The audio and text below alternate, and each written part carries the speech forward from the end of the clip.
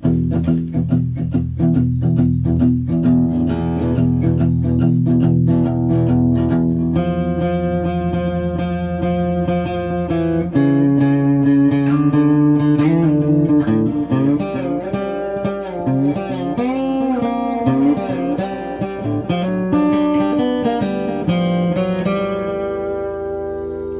to the Serious TV Drama Podcast.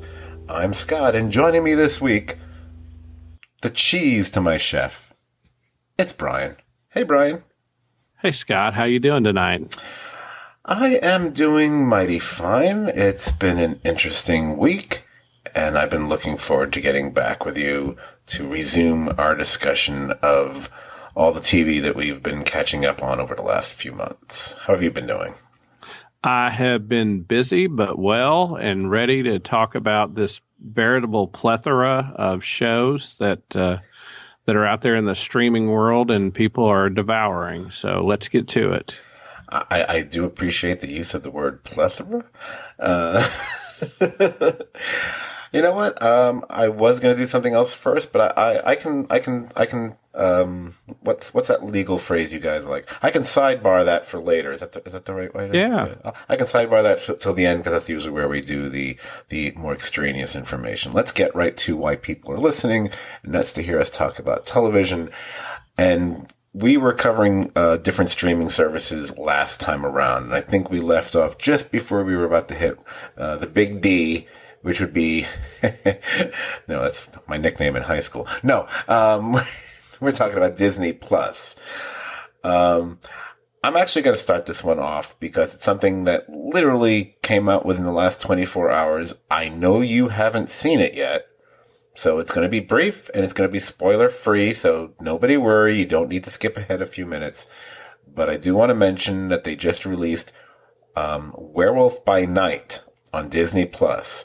It's significant for a few reasons. Number one, it's directed by Michael Giacchino, which is the first time he's actually been giving the director reins for something, because he's mostly known for his amazing musical score work and everything from TV shows like Lost to various films, and either be Pixar or superhero movies or any number of things. He actually got to direct this.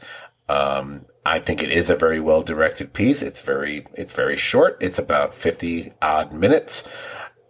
It's in black and white, and you know I'm a sucker for black and white. And if you are someone who is very familiar with Marvel Comics, especially of a specific era, the era known as the Bronze Age or the 1970s, you probably already have more of an interest in watching this because that's really where I think most people are familiar with, most comic book related people are familiar with Werewolf by Night from. Although I'm sure the character has existed ever since then. I'm not saying it hasn't. I won't spoil this. I'll just say there is another character who shows up in this that I was glad to see. I was like, oh, instantly recognizable. Also a character I associate with Marvel more from the 70s than from any other era. So it's a lot of fun. One can even sort of try to make connections to how this fits into the MCU overall. They don't really hit you over the head with anything, but there are certain little things one can say, oh, this kind of reminds me, or it could be a little bit of a connection to, say, I don't know, Blade, for example, since that's also a character in the Marvel Universe that lends itself more towards horror. And there's a character in this who looks like he might be, Blade Jr. or something. I don't know. Then again, there's a character who I probably should know who it's supposed to be. I kept thinking, is that supposed to be David Bowie? I'm not sure. I think it's Doug Jones. But Bowie was Davy Jones. Maybe it is him. I don't know. But overall, it's actually very enjoyable. And it reminded me of, hey, you can tell a complete story and finish it within 50-something minutes as opposed to dragging out for 6 episodes, which I could see them having drugged this out for several episodes. I like that they compressed it all into one episode. So it's a lot of fun. You guys should check it out. Yeah, it's a surprise that I don't think people knew was coming, so I haven't checked it out yet, but I'll be doing that this weekend. Excellent. So that leaves us a couple other Marvel shows to talk about. We'll touch on one briefly because it came out not several, but a few months ago. That would be Ms. Marvel. I was initially turned off by, I don't know if it was the promotions for it, or maybe I watched a few minutes when I was really tired and I was like, oh, this isn't for me. And then I gave it another chance, like a couple months later. Someone told me something that I needed to see, that, according to them, that takes place in the series. I was like, okay, I'll give it another shot. And I was glad I did. I think it's really a well done piece of work. It's a coming of age story. And I think the main character, the main star of it, you know, I think her name's Iman Vellani. She plays the character Kamala Khan. I think she's got like just a nice star quality about her, and she's just fun to watch on screen. So I was pleasantly surprised by it, quite frankly. Yeah, it sort of reminded me of shows I didn't watch because they probably weren't of this quality, but it sort of reminded me of like the sort of Nickelodeon family shows of the, of our youth, and the family dynamic in it's nice. I like that it tells the story of a young girl navigating school, relationships, her family, with the Marvel stuff, in it. But I think it's a nice thing to give to the younger fans, and it doesn't mean that as an adult you wouldn't enjoy it. You should check it out. It's well done. It's heartfelt, and I agree with Scott. I think the actress really surprises with her ability to carry the show. Yeah, I mean, she's going to now co-star with Brie Larson and others in the upcoming, I guess one could call it a sequel to the Captain Marvel movie. I think this one's just simply called The Marvels, if I'm not mistaken, because you'll have a few people in it who have the Marvel name in their superhero surname, since Marvel ripped it off of Shazam. Never mind. Anyway, sorry, can't help it. But that makes me want to see that a bit more than I originally would have. But yeah, it's just it's slight, but it's fun. It's nice. Now, speaking of fun, let's zip right over to the one that people have been talking a lot about over the last few weeks, or several weeks for that matter, and that would be She-Hulk, Attorney at Law. So now, normally once we introduce a title of a show, we start talking about, what we like or dislike about it, the characters, but I feel this is one of those elephant in the room kind of shows. So I'd rather, put a bullet in the elephant, but then it makes me sound like a Trump supporter when I say that, or Trump son, at least. I want to deal with that first, because apparently it's what you have to do nowadays, because every fan base for every, form of geekdom out there has to have, a segment which just embarrasses everybody else. And Marvel's no different than DC or Game of Thrones or Lord of the Rings or any of them. And we talked about this before, so I won't belabor that point. But with She-Hulk, and it's funny that the show knew this was going to happen, because they incorporated things into the show which riff on the social media types out there who immediately rip on and dump on things, for the most ludicrous of reasons, which generally only make themselves look like the most pathetic Cheeto dust blowing incels of all time. But here, some of the commentary we've seen within the first few episodes of She-Hulk, it was people who clearly have never read a She-Hulk story. But forget that, because I've never read a She-Hulk story. But I've seen the covers for dozens of She-Hulk comic books. So I already knew what she was about. I've known that for years. These people either have willfully tried not to. She-Hulk has always been treated as a character with a significant amount of comedy. She's been breaking the fourth wall before there was, I think she was breaking the fourth wall before there was a Deadpool, quite frankly. So to act in any way like that was, some sort of heinous thing they were doing on this TV series, no, That's what the character is. Yes, she's appeared in other comics and been treated as a straight character as far as, humor wise. But in her own comic, it was very comedy tinge. Have you seen the covers? I mean, are you kidding me? So for them to act like, oh my God, she's twerking. It's the worst thing we've ever seen. It's like, I don't know. Did you see the Eternals? But also that's right in line with what that character has been for decades now. Plus it was fun, please. That also, and I'm going to sidetrack myself right in here. People getting too caught up in commenting on CGI. This has been a thing that I've gotten tired of for years now. Now, look, obviously, when you see CGI special effects done in either a television show or a movie, one can say when the CGI, when the object or the character or the creature doesn't seem to have enough weight to it, so to speak, you can kind of tell. But then again, whenever you're watching these things, you already know it's CGI from the get-go. So it always seems to be like, oh, what? It doesn't look quite real enough for you? I'm sorry, does that mean you can't watch the last 90 years worth of movies or TV shows because they all look fakey fake to you now? I don't understand it. There were shots in the most recent episode that I thought, oh, that didn't look perfect. But you know what? They also didn't spend $250 million on this episode either. So it looks, for the most part, I think it looks fine. Sometimes it looks really good. Are there little things that look a little, like I say, light, so to speak? Yeah, but it's forgivable because that's not what's most important about what I'm watching. And it's not like it looks bad.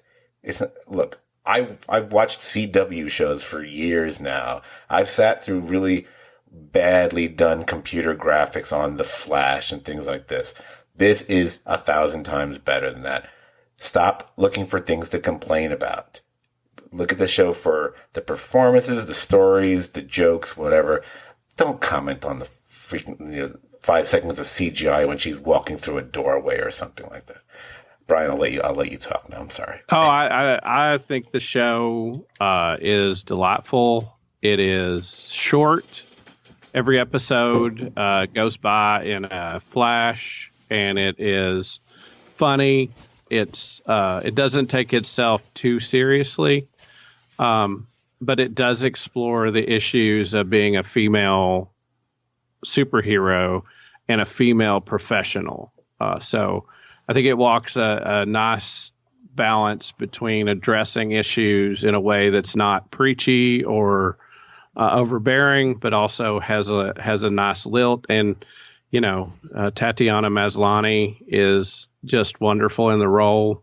I think the conversion of her, the person, to She-Hulk, I think it looks great. And the things they do with perspective to make her look bigger than people, they're always trying to find creative ways to remind you, that she's big and powerful. But it's been a surprise. I think the initial reaction was to expect this to not be that great, but I think it's been pretty great. I've found it infinitely enjoyable. I mean, as you mentioned, Maslany, in my mind, can pretty much do almost no wrong. So, and I love the dichotomy between the Jennifer Walters and the She-Hulk persona and how they've kind of utilized that here. I mean, some of the supporting players they're fine. They're nothing great, whatever. But she really is, carrying the show very well herself, which is fine by me.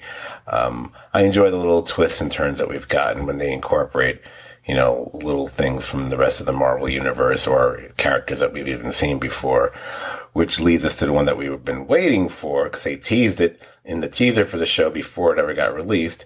And then you had all these people whining, why haven't they gotten the Daredevil yet? So they finally got the Daredevil this week. I love that there are people out there who are upset about it. You have no idea how happy that makes me. Or maybe you do have some idea. Because, oh my God, you know what they did?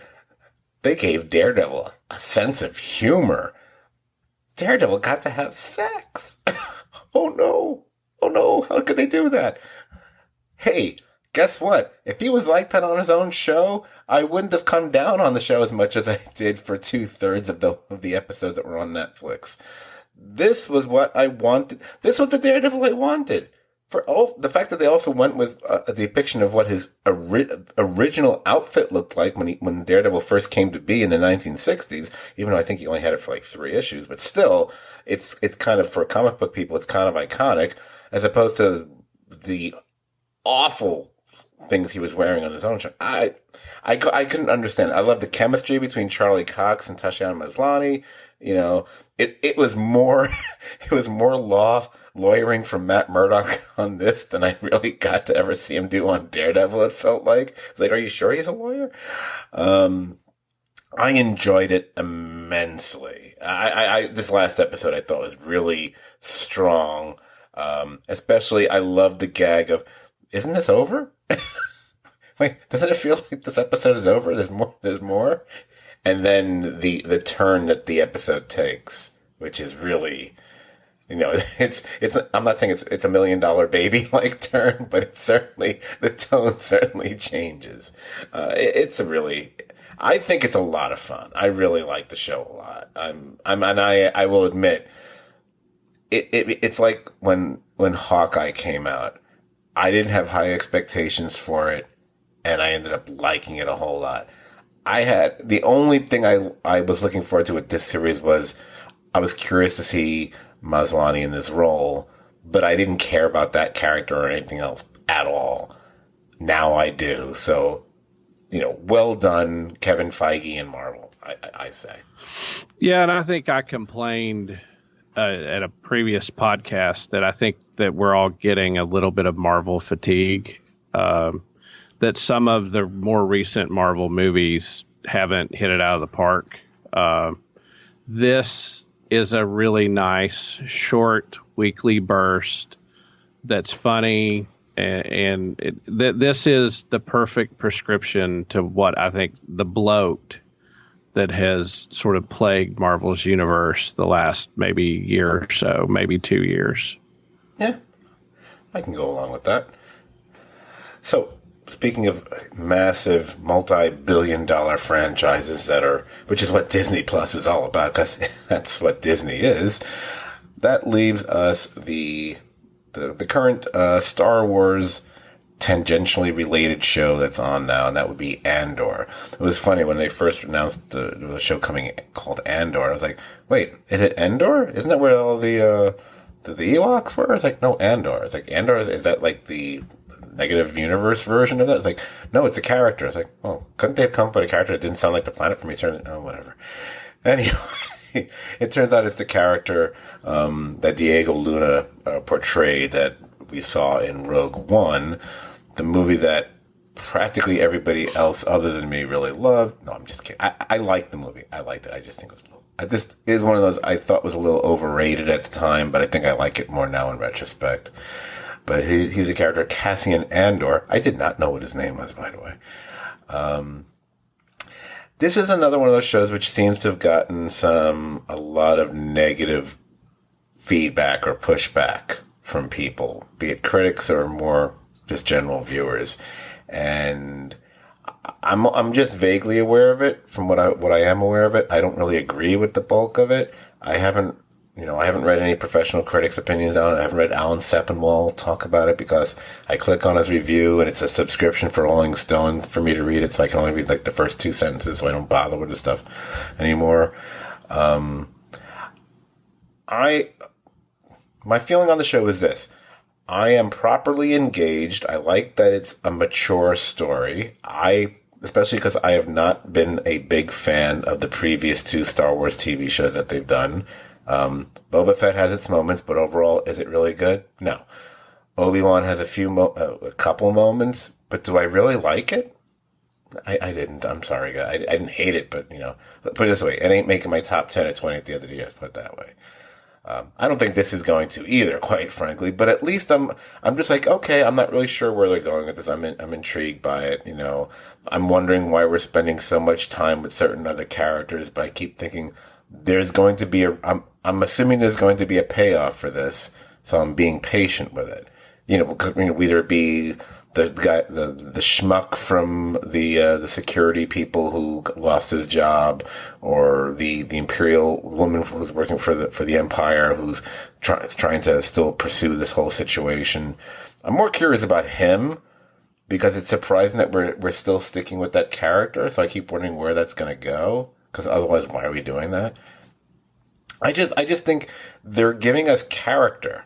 And I find that very interesting, which is more than I'm used to getting in some Star Wars movies. And they're spending time with characters that I didn't expect. And by doing that, they're making them feel less one-dimensional than usually, quote-unquote, villains would be, for example.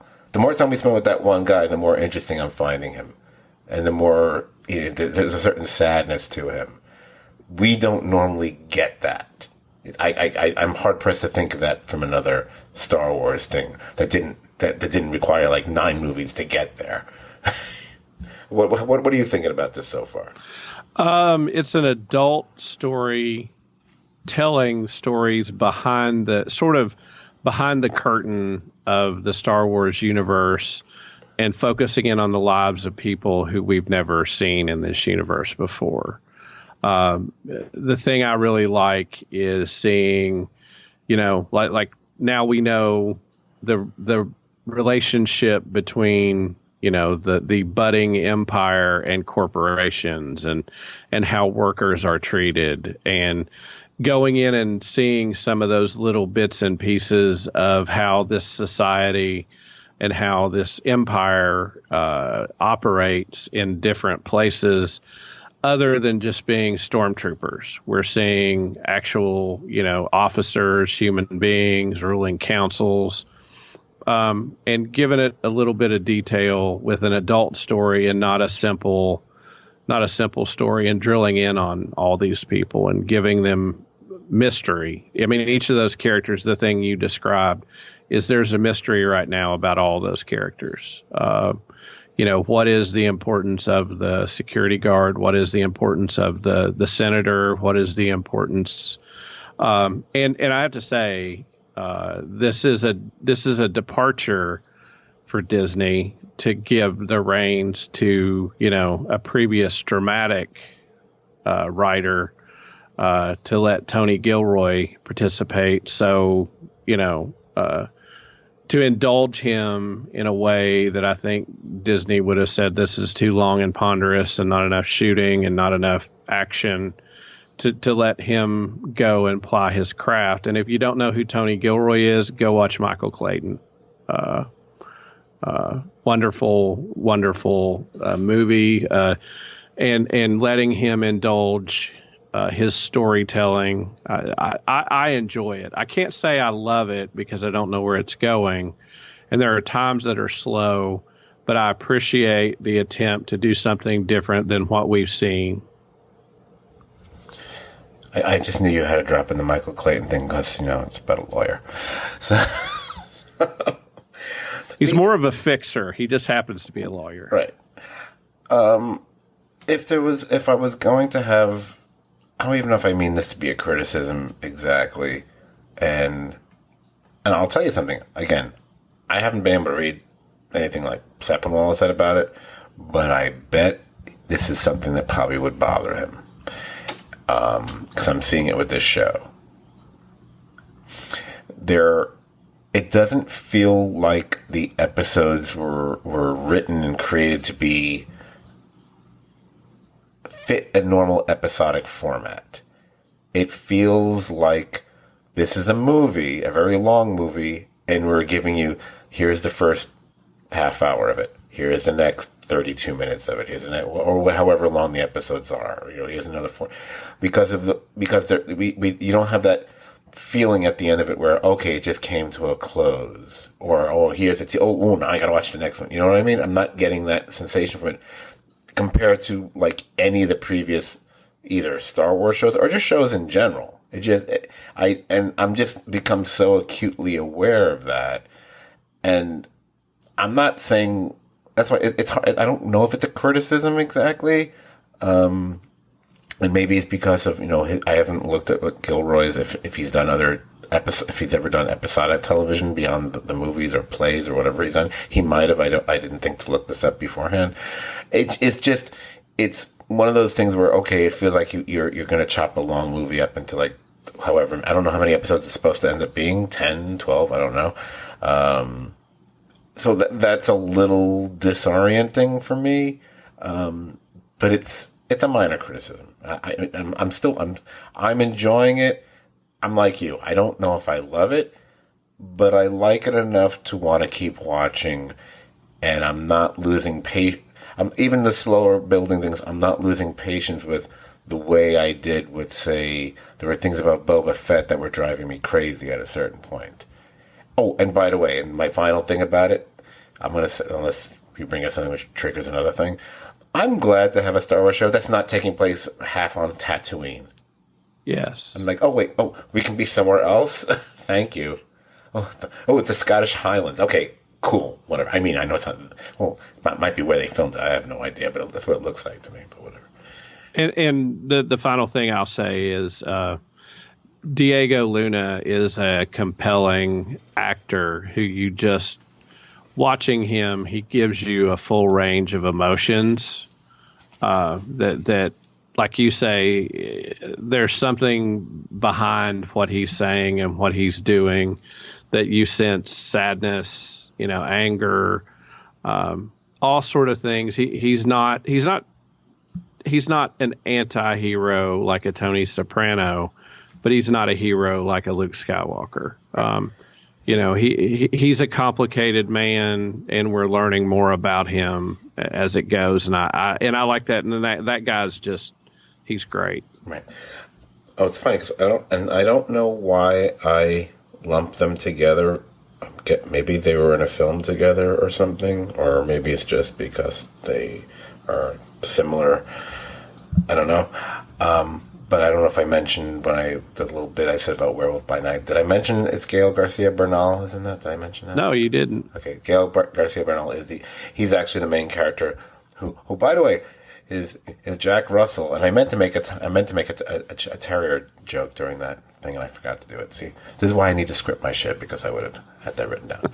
Anyway, so let's move on to what was, for quite some time, we all thought was like, this was the hottest streaming service to watch until, there was this weird merger. Now we don't know what the hell's going on over there, and they're going to ruin the whole place. But we're talking about HBO Max now.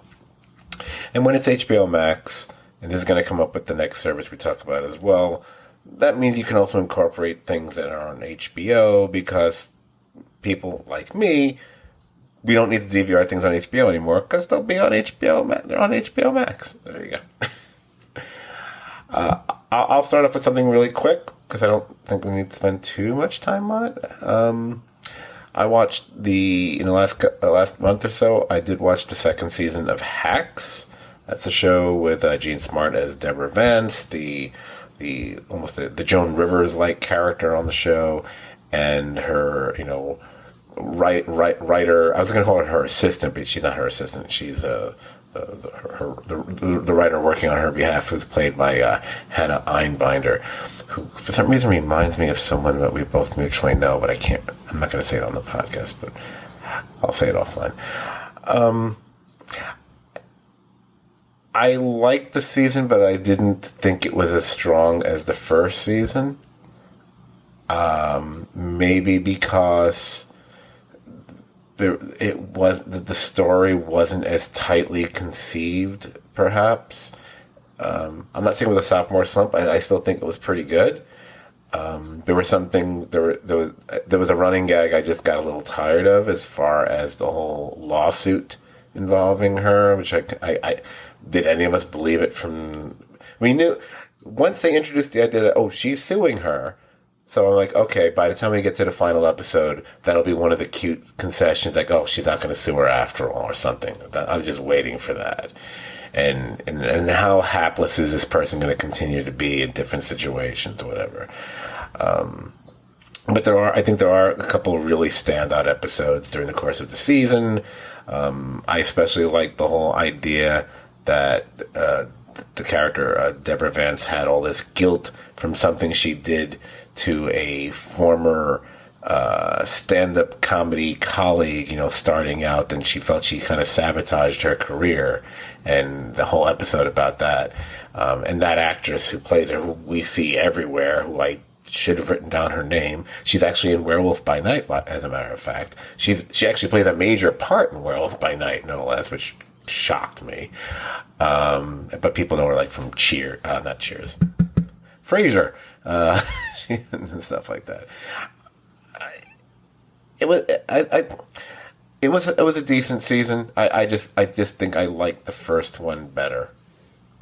That's all. I don't have a lot more to say about it. I think some characters got a little shortchanged this season.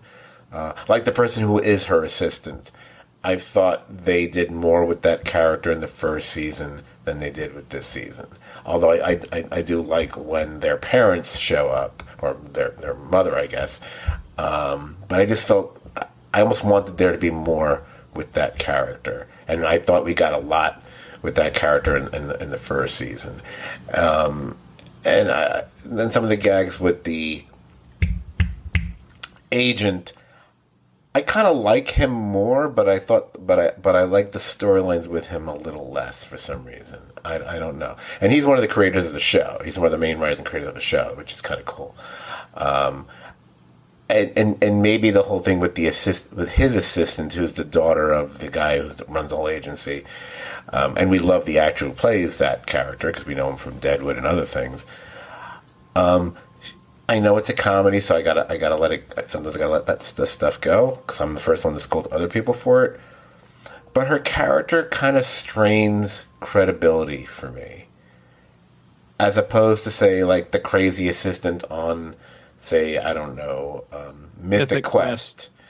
But the setup of that show doesn't have the real feeling that this show does. This show feels like it's more supposed to be more grounded in reality, and then you have a character who I think you're too goofy, loopy out there. How is no one seeing this? How is this continuing? So it's like a gag that I got tired of that gag in the first season. This season, second season of it didn't help matters any. She feels like she should. It's like some bad rejected joke from Entourage is stuck on this show, and I'm not a fan of Entourage. Well, I think I agree mostly with your analysis. I don't think the writing was as good this season for me, but I do like I have hopes for future seasons because I think the chemistry between the two main stars, that they put them on more equal footing and explored that relationship in a really good way, and that chemistry did work. Last season was all about getting in the door and developing a rapport with her, and this season it's on a more equal footing with some betrayals both ways, testing the relationship, but the chemistry for them, I think, improved, and I thought it was really good this season, and gives me hope that if the writing next season goes in a more interesting direction, I think you could be a really phenomenal season. I agree. Absolutely. So since we're going to talk about probably several shows on HBO Max, I think I'm going to keep changing the tempo of the kind of shows we're talking about. So we just talked about comedy, so I'm actually going to skip what we were originally going to talk about. I'm going to switch the order here. I'm going to bounce over to We Own This City, which was a show that originally premiered on HBO several months ago. I think it was April, maybe it was on. And it was a show that it became one of those shows that I was posting threads for on Facebook, but I wasn't watching myself. So I had to avoid getting, which is tricky because some shows you worry about, you're looking for a picture to put on Facebook and you might get spoiled on something. Luckily, that didn't happen with this show. Obviously, this was a show, the appeal for folks like me and Brian and lots of friends of ours was, it's another show from the guys who did The Wire. It's Baltimore. It's cops. Okay, I'm sold. And yes, it very much does feel like it fits into that similar vein. It's interesting that even like the opening credits, there's certain Wire-like qualities, even though the music has a very Oz-like feel to it if you go back and listen, especially it's heavy on the sax and stuff like that. There any number of actors that we would recognize from The Wire have appeared in this throughout it. One of the main characters is actually played by Jamie Hector, who Wire fans will remember. He was the guy who played Marlowe. He plays a character quite different from that. He's actually a detective on this. John Bernthal really does some fantastic work. I didn't think I always thought he was a decent actor. He kind of opened my eyes with his performance here. And he's not terribly likable, but as you go through episode to episode, especially because they use time very interestingly on the show. The editing on the show must be insane because they're constantly bouncing between any number of different time periods over the last 15, 20 years. So you're going to see these characters that might be the way they were in 2004, then 2012, then 2015, then 2008. It's like bouncing all over the map. And Bernthal's character, who's one of the main ones in this, he's not a great guy. He's not a nice guy, whatever, but you get to understand him and you get to understand how he got to where he is now and why he is the way he is now. So he's not just again, I'm not saying nothing is going to redeem what he is, but you see how the system helped create what he is. There's a bunch of other, we could spend all day on the podcast just listing all the different actors, and how good they are. The other two I'll mention, and then I'll throw it to Brian because, maybe a lawyer should be talking about this shit. I don't know. Number one, it's really nice to see the actress, Wunmi Mosaku on this. I actually wish they had given her more than what she ended up doing. I felt like she was there more, the character and the storylines involving her character, and she was more of a lawyer on the civil rights activism side of the show. I felt it was more about, this is teaching me the stuff, which I didn't mind, but I kind of wish there had been a stronger through line for her, that she was more heavily involved with the, uncovering of crimes or whatever. But since this is based on a true story, these are actual people, that's just, I gotta give them credit. So they didn't want to change things. And the other person I need to mention, for me, more shocking than John Bernthal's performance, Josh Charles, who I know from Sports Night and really I know him from The Good Wife. You can't really get much more likable than Josh Charles. Even when you don't want to like him in like season 4 or 5, whatever it is, of The Good Wife, you still like him. There is nothing redeemable about that character. He's, I'm just going to say the word here. He's a scumbag. And also, I didn't realize Josh Charles is that big a guy. I don't know if he put on weight and built himself up wherever. I'm pretty sure he beat the crap out of me with one meaty arm tied behind his back. But he was I did not know. I knew he was in it. I didn't know that they cast him against type. I was very into that. I thought that was great. Yeah, it is a great show, and I think I agree with all of your comments.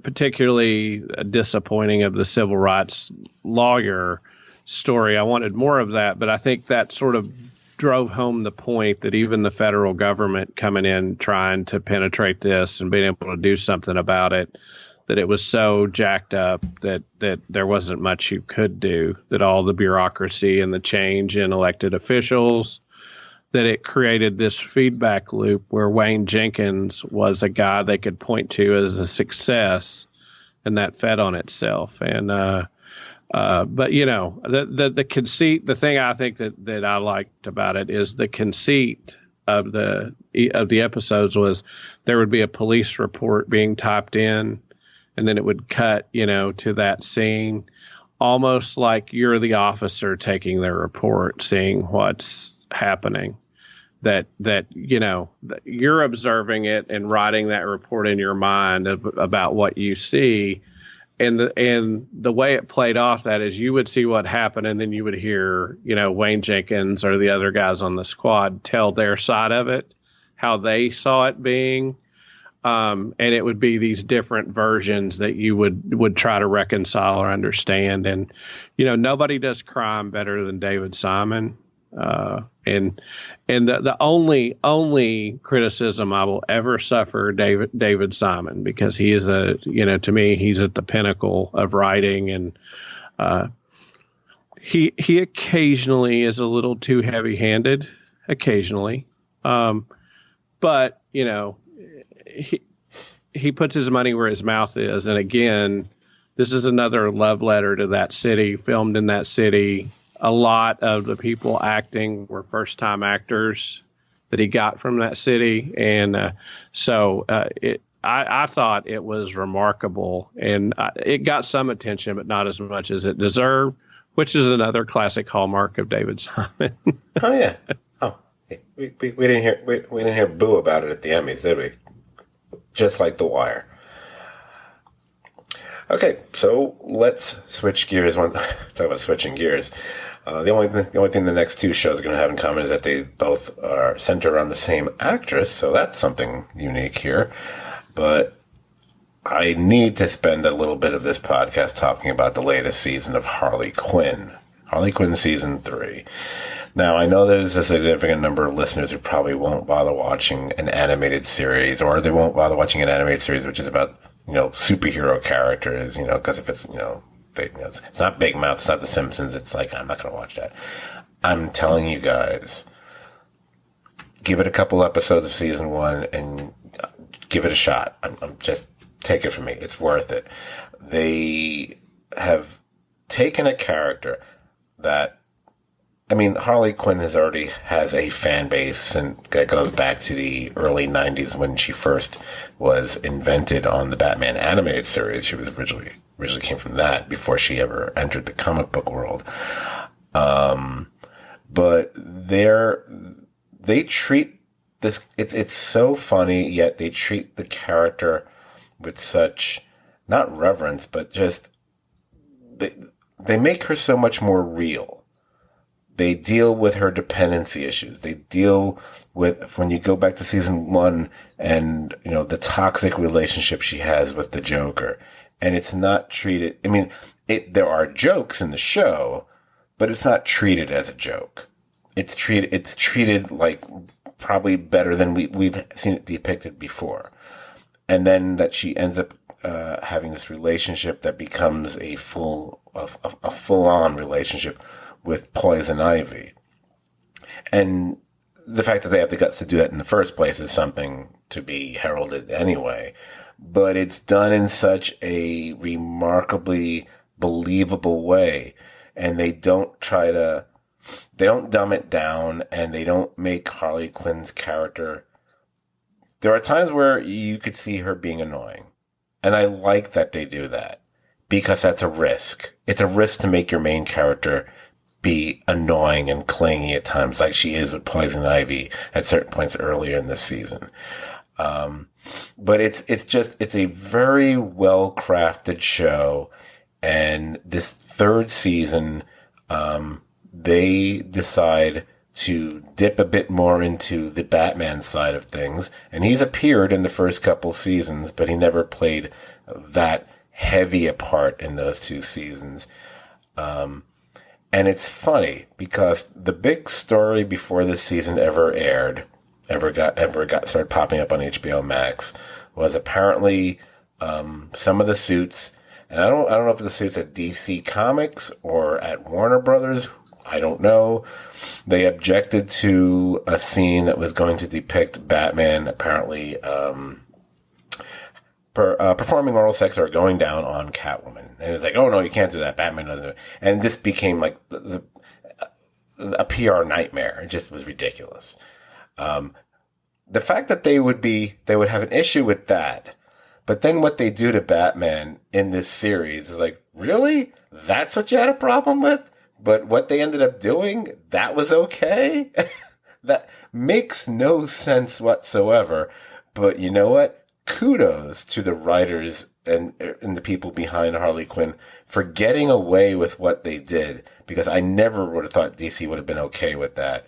And it resulted in one specific episode One after is pretty good too, but the one specific episode, which if I told you, oh, it's going to be all about the death of Bruce Wayne's parents, you'd be like, oh my God, I've seen that a million times. I do not need to see that episode. I'm going to tell you, no, you do need to see this episode. It's about the fact you have seen it 1,000 times, quite frankly, and it touches on it in a variety of ways you've never seen before. And if you were in any way a fan of the original Batman animated series from the early to mid 90s, you really, really, really need to see it.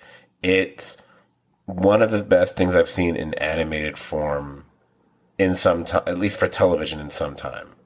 And that's like the highlight of the whole season. It's such a good show. I can't recommend it enough. Great voice work. Kelly Cuoco is the main character. She's not the original Harley Quinn, but she does a damn good job of it. Any number of people show up. I mean, Alan Tudyk steals every scene, whether he's doing Clayface or Joker or anyone else he does on the show. And the fact that they were able to bring back Tony Hale made me very happy, because I know Tony, we love Tony Hale from Buster on Arrested Development and his character on Veep and so many other things. But I'm going to tell you, I don't think he has as much fun doing a part, can't have as much fun, as when he's Dr. Psycho on Harley Quinn. I want the footage of him in the recording studio doing that part. I want to see it. I need to see that. You watch it, right? Oh, yeah. It's a delightful. I keep saying delightful. I don't know why that's my freaking word tonight. It's a really fun show. And the interesting thing you and I talked about maybe a year or two ago is maybe this show uses the full palette of characters from the universe better than almost any other show. That it pulls in a diverse group of characters. And some of them are in, silly one-off gags. Some of them have small parts. Some of them are brought in. I think one of the past seasons when it was about whether she could join, the Brotherhood of Evil. And it's not the Brotherhood of Evil, but when Joker's on the Legion of Doom. Yeah. See, I'm not versed in the DC, but they pull in the Legion of Doom characters. It's you recommended it to me, and I watched it, a little bit, few askance to start, but really enjoyed it And this season, I mean, it continued its level of quality. Oh, it's just so good. I mean, again, I'm still shocked or surprised that they have been given as much latitude to do what they want with certain characters, whether it be making Batman look incredibly clingy and foolish and just rather pathetic and almost responsible for the destruction of the entire city, quite frankly. They brought in Harvey Guillen, the guy who plays Guillermo on What We Do in the Shadows. He's the voice of Nightwing. That's brilliant. It's a brilliant choice to have him on it. It's so good. There's just... It's so... Oh, and when he's on it, Christopher Maloney, and as Gordon, Commissioner Gordon, either be Commissioner Gordon or Captain Gordon, depending what era he's from, has always been depicted as this very respectable, good cop, the guy you root for, and they make him a total schmuck on this show. Every once in a while, there'll be a redeeming thing about him, but generally speaking, kind of a schmuck.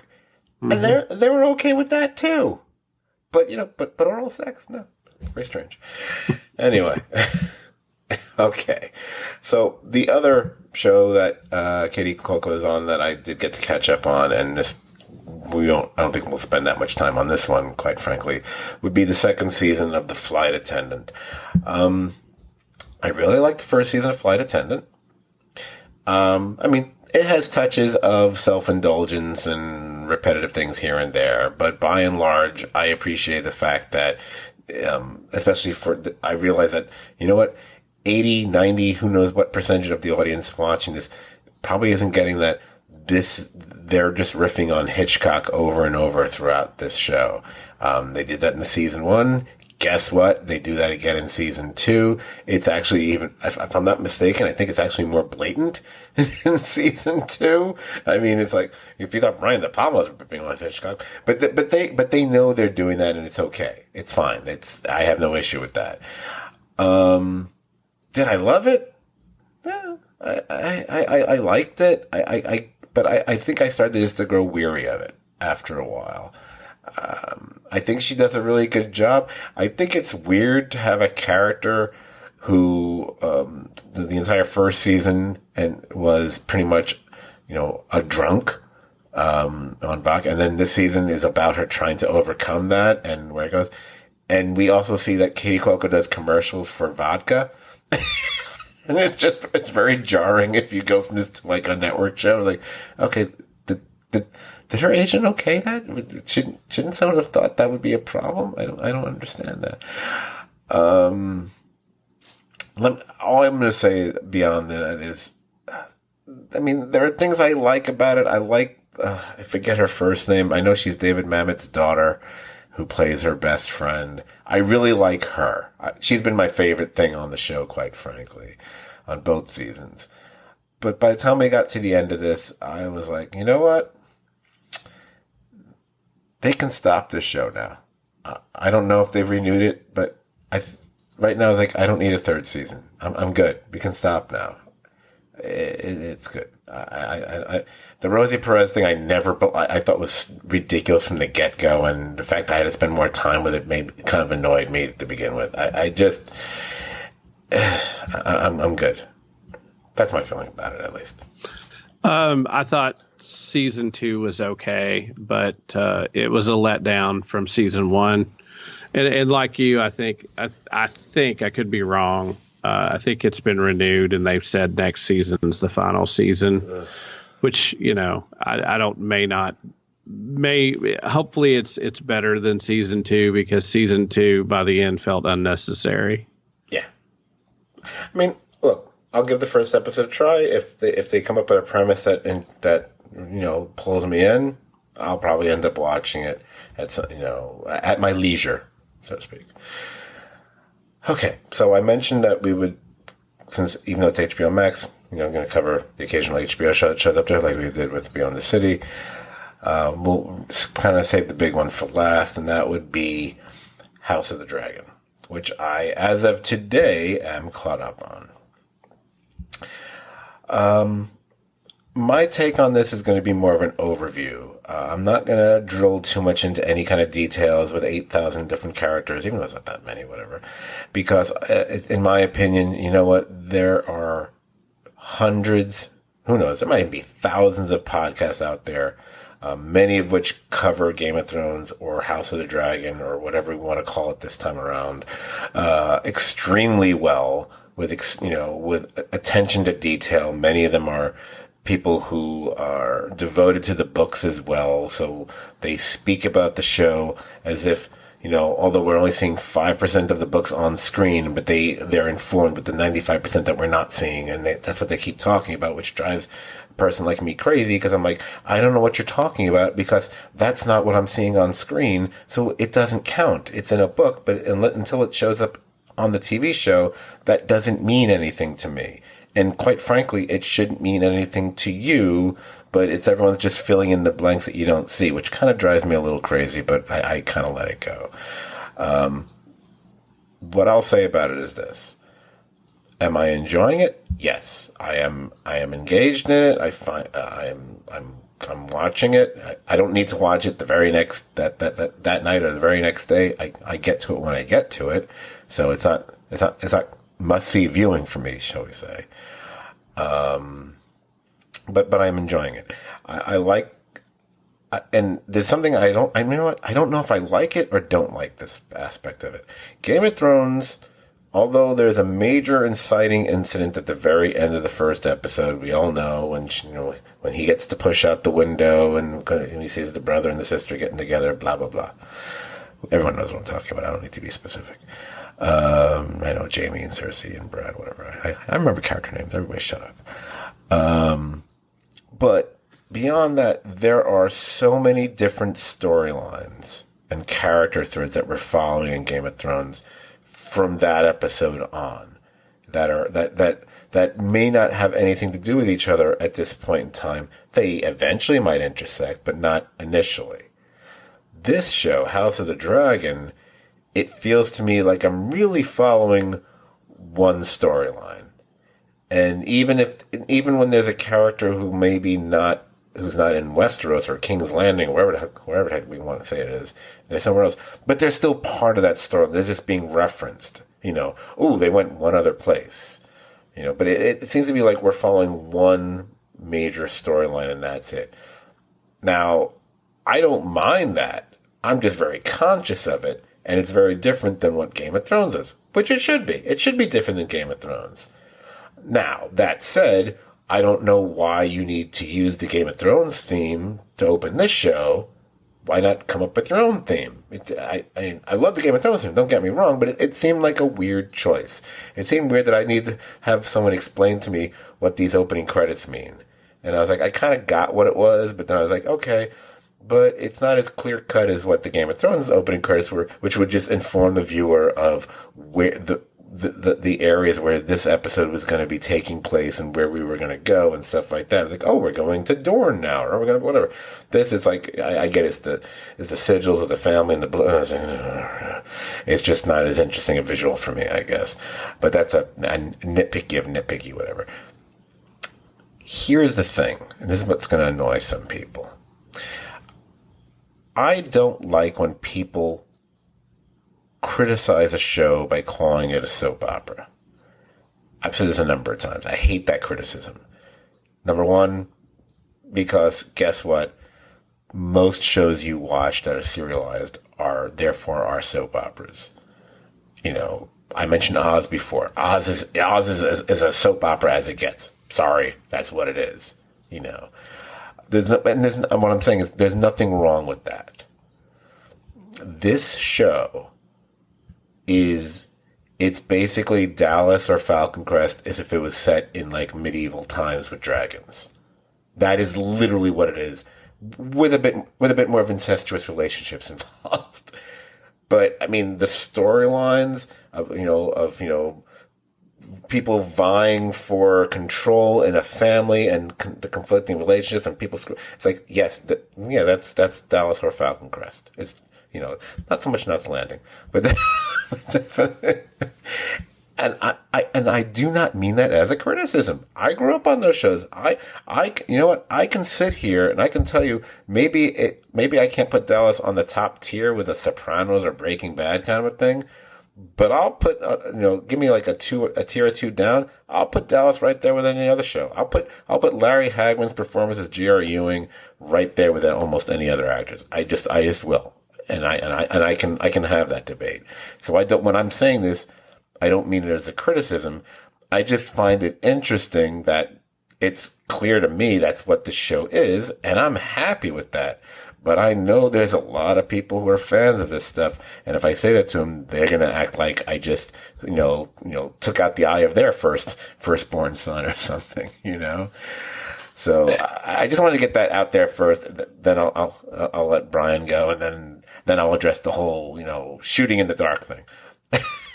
Well, I think that people diminish things, try to diminish things by calling it a soap opera when something deals with relationships. And if it's not focused solely on the dragons or the swords or the gratuitous brothel nudity, then it's a soap opera. And I think this show, I totally get what you're saying. And I think there's a clarity to the story in this, that this is following the Targaryen family.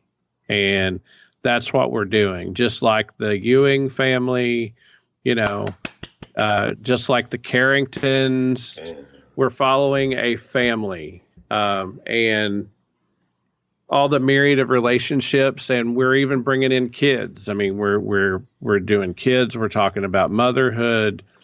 I have really enjoyed it, and I have to say, if there's one thing I would say about this show so far, and if you listen to this and you're a Game of Thrones fan, send the call out, get the pitchforks, and come for me. I'm ready. Paddy Considine as King Viserys, the best king in the series, either Game of Thrones or this. His performance as a slowly deteriorating man, almost like he's a leper who's just falling apart, has been wonderful. He's infused with humanity. He's wrong. He is fallible. And Matt Smith as the creepy, brother in the shadows. Those two people really, to me, have brought a weight to the show that to call it simply one thing or another is incorrect. Now, don't get me wrong; all the other actors are wonderful, but to care about the Targaryen family, where really nobody's a good guy in this show, nobody's a good woman in this show. They're all morally ambiguous, compromised people. I think the beating heart of this show has been Paddy Considine as King Viserys, and I absolutely, bless his heart, I feel you know what's coming and you feel for it, but I have enjoyed it. I look forward to it. I was trepidatious about it, but I have enjoyed it. It's interesting when it comes out. So getting to specific actors and characters, one of the things I was dreading about watching the show was Matt Smith. That's his name, right? Yeah. Maybe because I detested him so much on The Crown. I just really, and maybe there's just something about his face. I don't know. I've actually really enjoyed him on this, much more so than I had expected. You hit upon something which I thought was a very interesting point to bring up, because I was thinking of it as well. Especially now that I'm caught up with the show, it's hard to find the quote unquote the rooting interest here, because you're right. Everybody is flawed. Everyone, they're really good until they're not, and then you realize, oh, okay, because like when I was watching like the first part of the season so far, I was like, I thought, oh, I'm supposed to be rooting for his daughter because she, okay, we agree with her, whatever. And then there's a certain point where like, oh, should I be rooting for her? That seems a little, no, okay. And then now we're kind of like, I don't know if I should be rooting. I mean, because I guess compared to the other one, but she's not. And then you see what's happened to Allison's character, because I know there were people who were like really like fans of her early on. Which, by the way, I didn't understand. Like, why would you like Allison? I see I think there was nothing interesting about her in those first few episodes. Now she's interesting, but I'm not going to root for her, But talking about Paddy Considine, I would have to think about who's the best king. That's a bold statement, sir. Performance-wise, I am really taken with it, and it's a very different kind of part. I mean, the guy seems like he's been dying since the very first episode, so I'm just like, how is he still lingering here, and why doesn't he wear a hat? He's going to eventually be the crypt keeper by the end. Oh, yeah. With the long white hair. Pretty much. And I'm probably going to mispronounce his name, so I don't even want to even try it. Otto, is it Rise or Rees? I think it's Rees. Rees Ifans, whatever. He's another one of those actors who kind of brings it all the time. He has that instant gravitas, credibility kind of thing. He kind of reminds me of, he's almost like a slightly younger, he reminds me of kind of like the way Charles Dance was a little bit, except not as commandeering a character, because he's not, the guy in charge, the head of a family. But performance-wise, there's that certain way the way he speaks to his daughter reminds me a lot of, how Charles Dance would talk to the Cersei. I know I should be saying his character's name. It is Charles Dance. I did get that right. Yes, Okay, that's correct. For a minute, I was like, wait, am I thinking of the guy who played Blofeld in James Bond back in the 60s? Did I screw that up? Wow, that's a deep cut for you. Now, okay. So I guess there was some minor or major, I don't know, controversy recently, reminiscent of season 8 of Game of Thrones, or the was the episode was it the episode actually called The Night King from Game of Thrones? I think it was called The Long Night. The Long Night. There. Thank you. I blocked it from my memory. I figured I knew it wasn't the episode with the fireplace that you love so much. So had to get that in there. A Night of the Seven Kingdoms. Yes. So that was the episode that, people were losing their shit about because we couldn't fucking see half of what was going on during it. And then the cinematographers who came out and said, oh, if you readjust the settings on your TV, it's like, oh, by the way, that didn't work. Just saying. So I heard about all this before I watched the last two episodes. I was like, all right, I'm looking forward to this. I've seen a million tweets in my feed, whatever, even from critics, not just regular yokels, whatever, making smart-ass comments about it. So I had two episodes to watch earlier today. So I'm watching one, and there's like this scene where one of the characters goes down into the bowels of everything to confront the dragon, whatever. And I was like, well, this should be dark. It's dark. It's the cameras. What are they talking about? It's fine. It looks fine. I didn't realize until I got to the next episode, like, oh no, they're talking about this episode, not that episode. Okay. They're not wrong. It's not that I couldn't see it, but I didn't understand why it was shot the way it was. When the two characters are walking down the beach, I'm sorry. There's no excuse. I've watched thousands of hours of television and more importantly, films. I don't believe a cinematographer would ever shoot it that way. You can have it be as dark as fuck out there, but you still know how to illuminate characters so I can make out the features on their face. I could not make out the features on Matt Smith's face during a lot of those conversations. It was hard for me to see that. It didn't make me want to I didn't want to throw a tantrum, but when I had already heard about this, but I was like, okay, this is what they're talking about. And then you had the kid running, and then there's the part where he's in the bushes, and you can't see him at all. And I'm like, I don't understand why they shot this way. There is ways to light this where it's still at night. You can use natural light, whatever. There's a million ways to do this. And if it's that same cinematographer, it probably is the same cinematographer. I don't know if it is or not. Maybe it's not.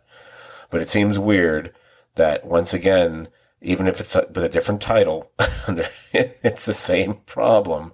And I found it almost more inexcusable this time because I was like, I don't understand why this is shot this way. I don't see a reason for it. I don't see a reason artistically for it. And there's a way to have done this where it could have been done better. And I agree with the complaints.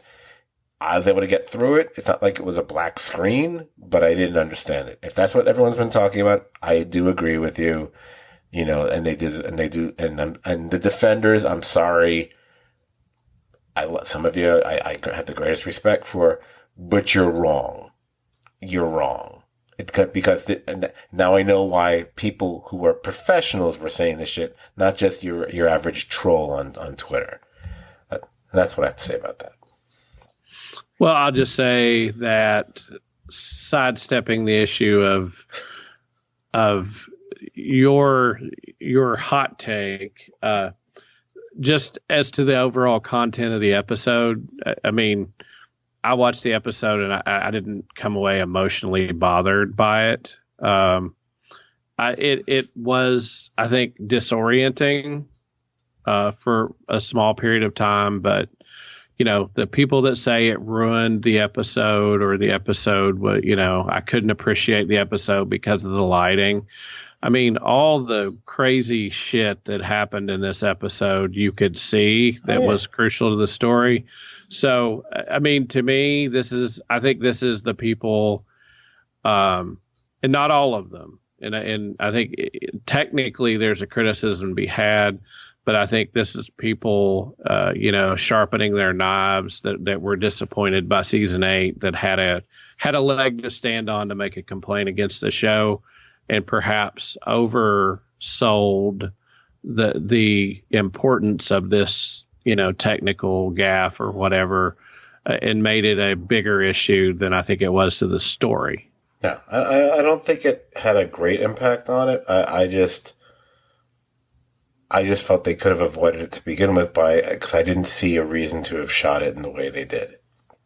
I see no artistic merit for what they did, and I've seen many a scene in my lifetime of using the scene I pointed to, because there were some other scenes that were just before that.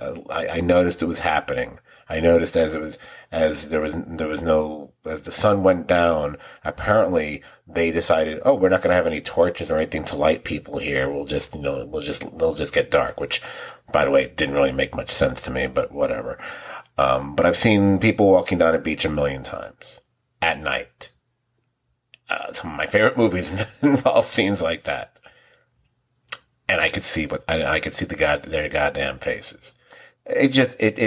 It was in the moment. It annoyed me. Did it take away? But it wasn't. It didn't bother me as far as the overall episode, because it wasn't the scenes that had the big impact in the episode. Those scenes I could see them fine. When the kids are fighting, of course I could see that. When the big confrontation, what happens there, that's perfectly well lit. It's just, it was the exterior shots I didn't understand.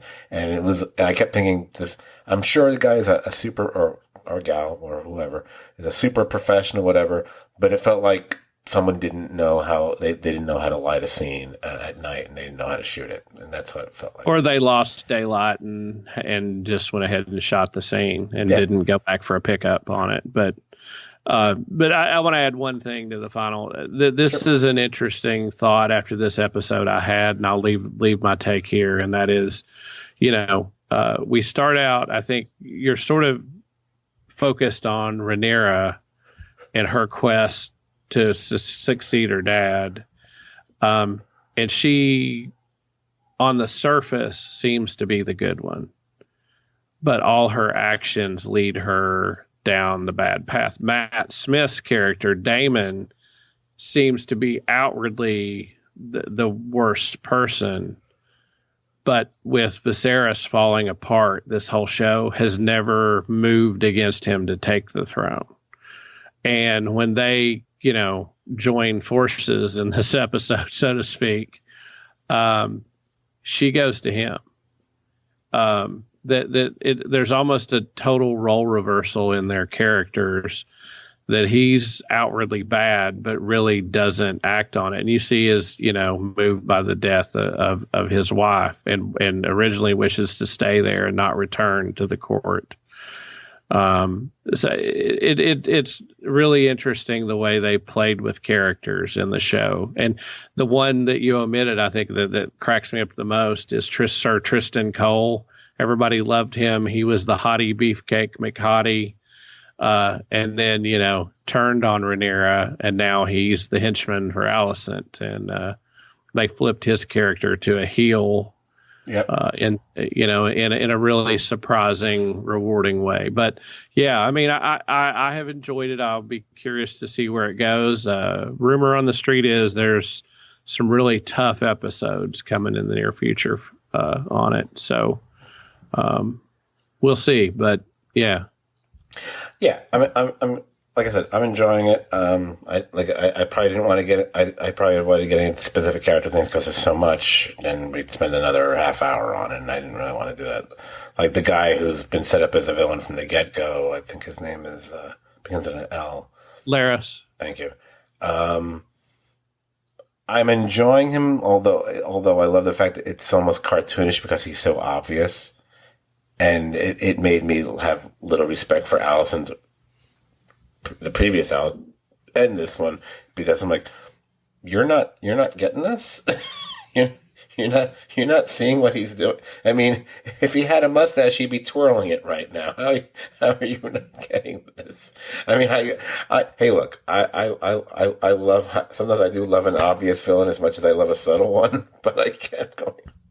really? You're not like, and did he just kill his dad and his brother? Just okay, all right. Way to Sir go. Snidely Whiplash to court. Sir Snidely.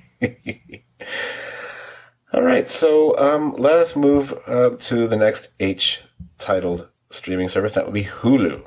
Hulu. I gotta tell you, Hulu. If we were having this conversation like a year and a half ago, maybe I'd be like, Hulu. I put it on for Letterkenny, and I watched The Handmaid's Tale with my friends every Sunday when it's on, like a month or two after it's aired or something. But I could care less about Hulu. I'm kind of changing my mind about Hulu. Would you like to kick off what we're gonna pick a show that we've both seen we can talk about here? Should we talk about the one that we love the most that we talked about before on air, or should I pick another one? Surprise me. Okay. Well, if I'm going to surprise you, then let's talk about What We Do in the Shadows.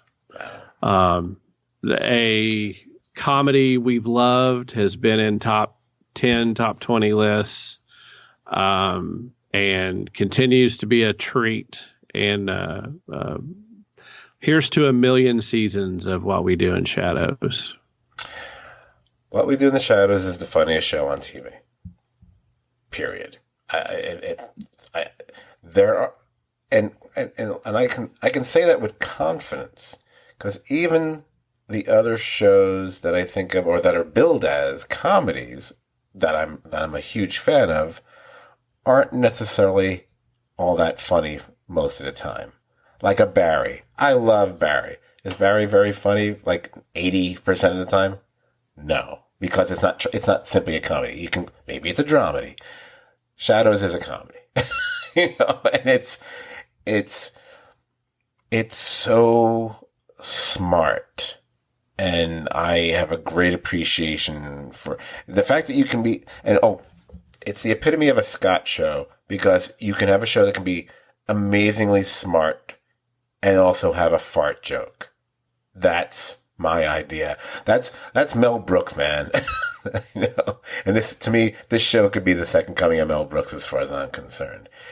And from the smallest little details to their perfection of the performances, each season there's a different character I think is the MVP of the season, or I think is the, whatever. And we're not talking about who's the heart of the show, because we know that's the Guillermo character no matter what. We're not talking about that. I'm talking about performance. And sometimes it might be because of like a standout episode. Like for me personally, I would have went when we were introduced to the show in the first season, the one I gravitated to just because of the ridiculousness of the voice and the accent was actually the main vampire, which was Andor.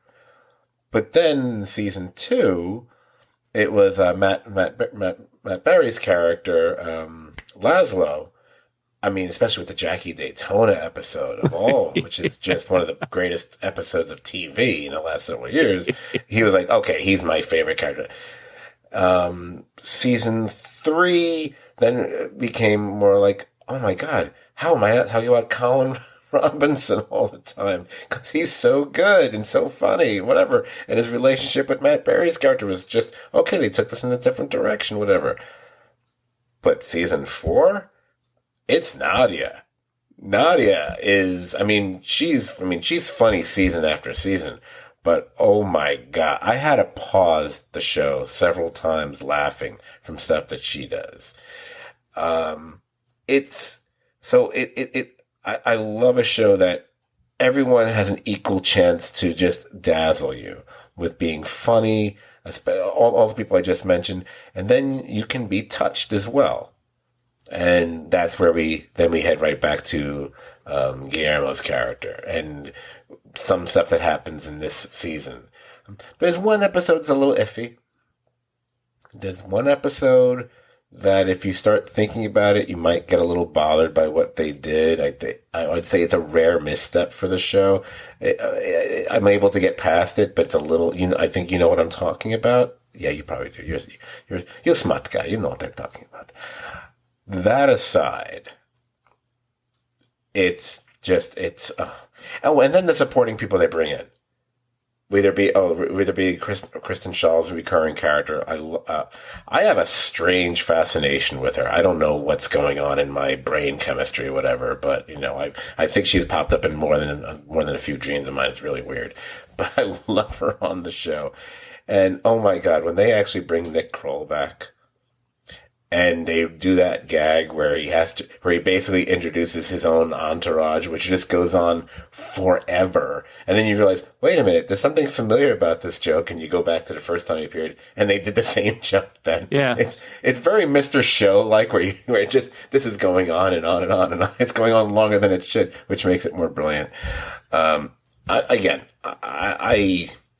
It's a show that when I try to explain it to someone else, they just stare at me like, really? They're like, ew, comedy about vampires sounds kind of dopey. Oh, it's another mockumentary show, really?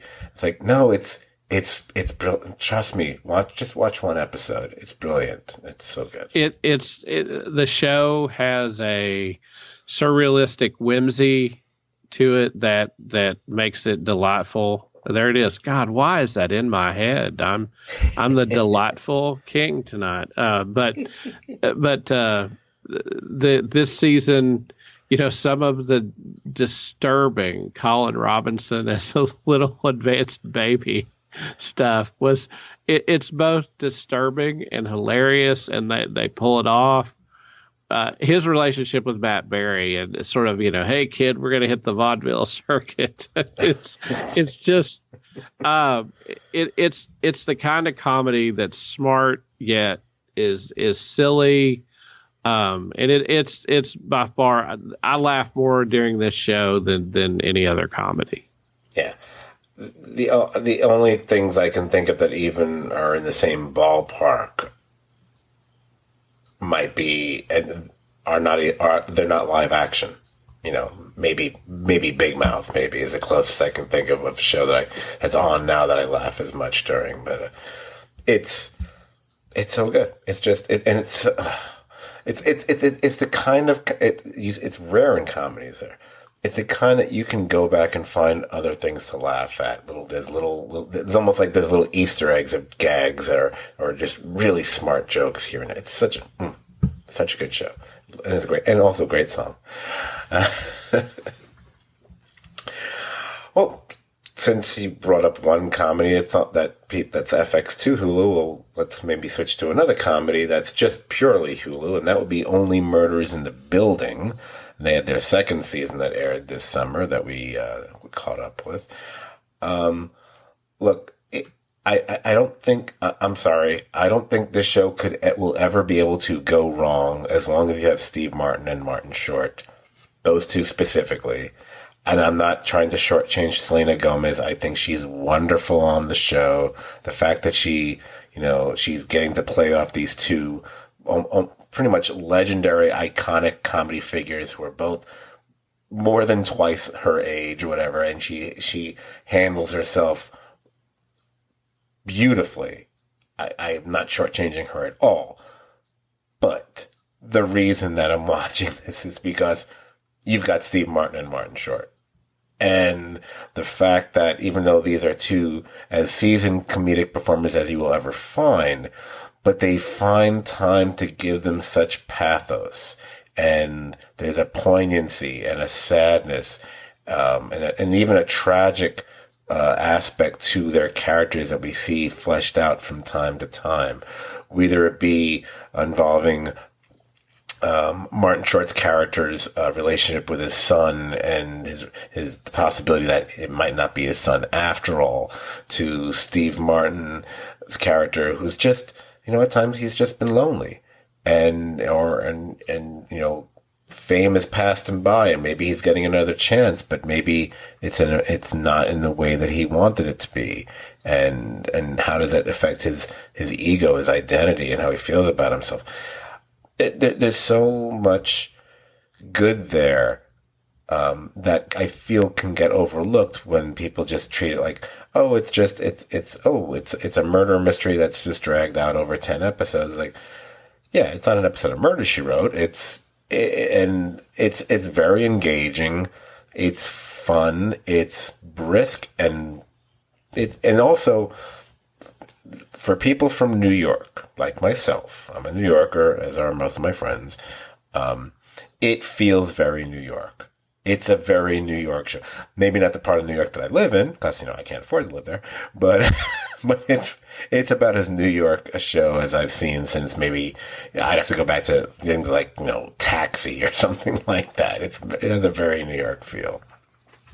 Yeah, the just seeing Martin Short and Steve Martin and the work they do. I mean, that's worth the price of admission alone. But you had a lot of really good supporting actors, some surprise appearances. I mean, I love the gag, like where it was Sting's apartment and Sting briefly appears, in an episode. I also love the recurring, because I think she showed up briefly this season as well. Jane Lynch as his former stunt double. Yeah, on TV show, which is ridiculous. Yeah. Because not only does she look like, it's like, okay, you're also like, it looks like you're like a foot taller than him. So it doesn't make any sense. Nathan Lane, as a recurring character, it's nice because I already know that Nathan Lane can do serious. I've seen it. He was actually excellent on The Good Wife, as a matter of fact. I've loved him on this. I think he's been really excellent. Whether he's interacting with his deaf son or those elevator rides with Martin Short's character. There's been a lot of people they brought in and supporting players that have actually helped liven things up. And I'm very much looking forward to the third season, which apparently means they're getting out of the building because it looks like the murder is what happens at the end of the episode. It takes place in a Broadway theater, and I believe the victim is Paul Rudd. I'm assuming everyone's seen it at this point. If I just spoiled it, sorry guys. And then it was funny.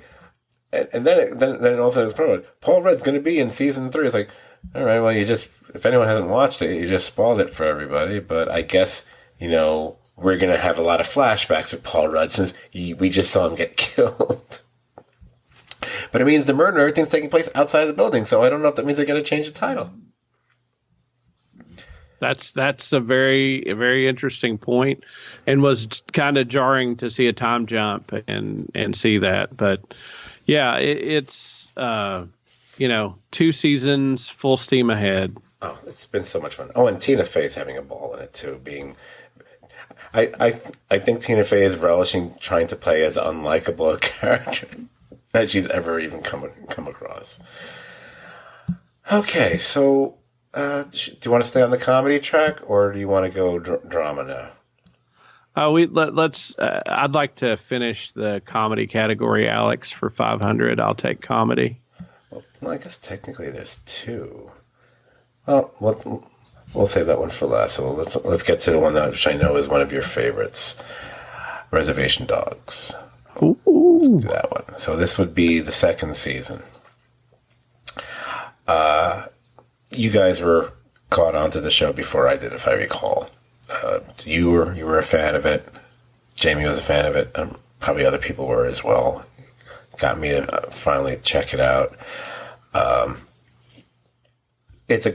I loved the second season. In many do I like it better? I think they were emboldened by the success of season 1, and they took even more chances with season 2. And I think almost across the board, there's one a little could be a little iffy, but almost across the board they succeeded. I thought they really they went for it. I thought these kids are some of the best. That's some of the best child acting I've seen. Period. It reminds me of watching like the first season of The Wire, where you see kids and it doesn't feel like they're acting. It feels like we're just watching these kids. And that's how I feel about the main four, especially the main four kids, although some of there's other kids we see as well. And I was impressed by how I was affected emotionally in a number of episodes by them. Whether it be the episode with Cheese when he's basically put in not a foster home. It's before a foster. What do we call that? Like a juvenile. Like a group home. Group home. Thank you. I don't know why I was drawing a blank on that. Or you know, you know what? I'm gonna say I keep talking about MVPs for a season of a show. I know Cheese is easy to be people's favorite because he makes his pop culture references and he seems to be more into him. That's not my MVP. For me, it's Willie Jack. I think the actress. Let me credit the actress. Her name is Paulina Alexis. And I was expecting her to have a far more Native American sounding name than that. She is so good throughout this season. I can point to any number of episodes and scenes that she has that totally believable. I love her line readings. I love the expressions she gives. I love the pain. Well, I don't love it, and obviously, this show starts off with the fact you have these four people and the impact of the death, the suicide of someone who there was actually used to be five of them. And whether it was someone's best friend or someone's brother or cousin, there's always kind of fuzzy on relations sometimes on the show, whatever, or someone that may or may not have had a future relationship with, whatever you want to call it. But the way she deals with that throughout this season was really something, I thought. And there were a number of highlight episodes throughout this season. That group home one was one because, well, a lot of that was because they got Mark Maron on the show, which kind of like, what? There were others, one can point. I'm sure some people loved the episode that focused on the reservation police officer. Shane McLaren. Thank you. Or the episode where they're all together, with the, in the, what do you call it? They're celebrating it's like National Native American something, whatever. Oh yeah. I can't remember the final episode's amazing. That's one of the best final episodes of a season I've seen in a while. And if you're hooked into this show and you're not emotionally hit with that one pretty hard, but tears of happiness, then I don't know I think there's something wrong with you. So I'll stop. This was more your baby than it was mine, but this was a great show, man. I was on this show pretty early, and it was unlike anything I'd seen because it's shot, realistically in and around the reservation in Oklahoma. And the way it looks, the unique characters, and the sense that the show really gives to the reservation as a community.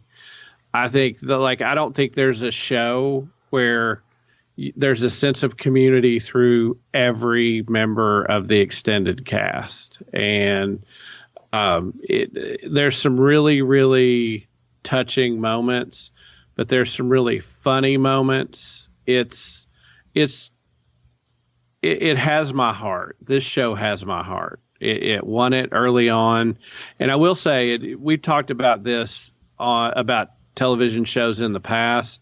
Oftentimes after a really successful first season, a show breaks up the main cast in the second season, and they have to go through a journey and arrive back together at the end of the season. And a lot of times that fracturing of the main cast, and that happened here. They were together at times, but not like a gang like they were in season one. That was a risk because that chemistry was so strong. But the individual episodes and the breaking them up, this show did that as well as I've ever seen a show split a successful group with that kind of chemistry apart and tell individual stories and unite them in, dare I say, a fucking glorious ending. Glorious ending. And so, I mean, I was so happy to hear it was renewed for season 2, and now I just can't wait for season 3. The pain that the two, Elora and Bear, go through this season, those two actors, wonderful.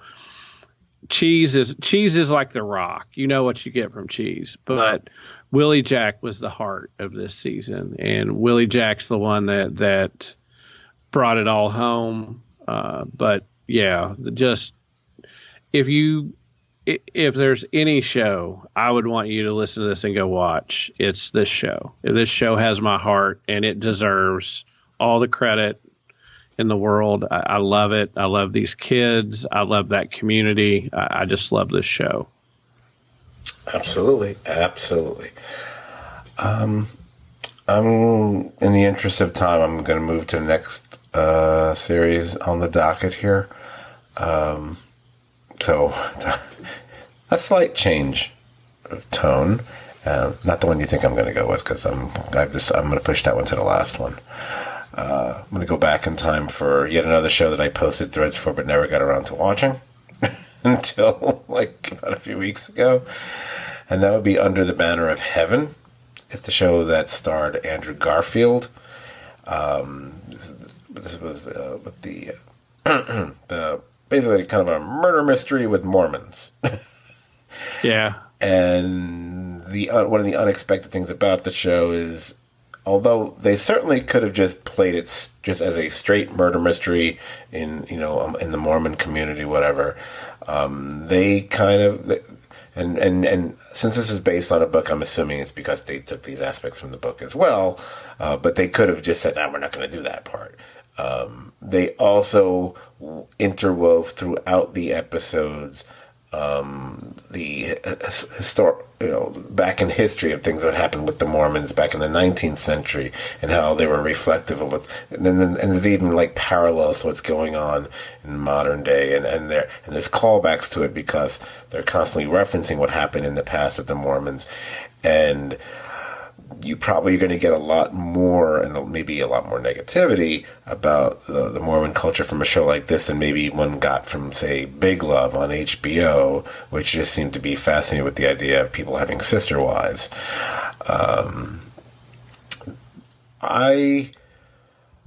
It's a slow burn, but I don't mind a slow burn if I feel it's going to go somewhere and if I'm taken with what you're giving me as far as either the story, performance, etc.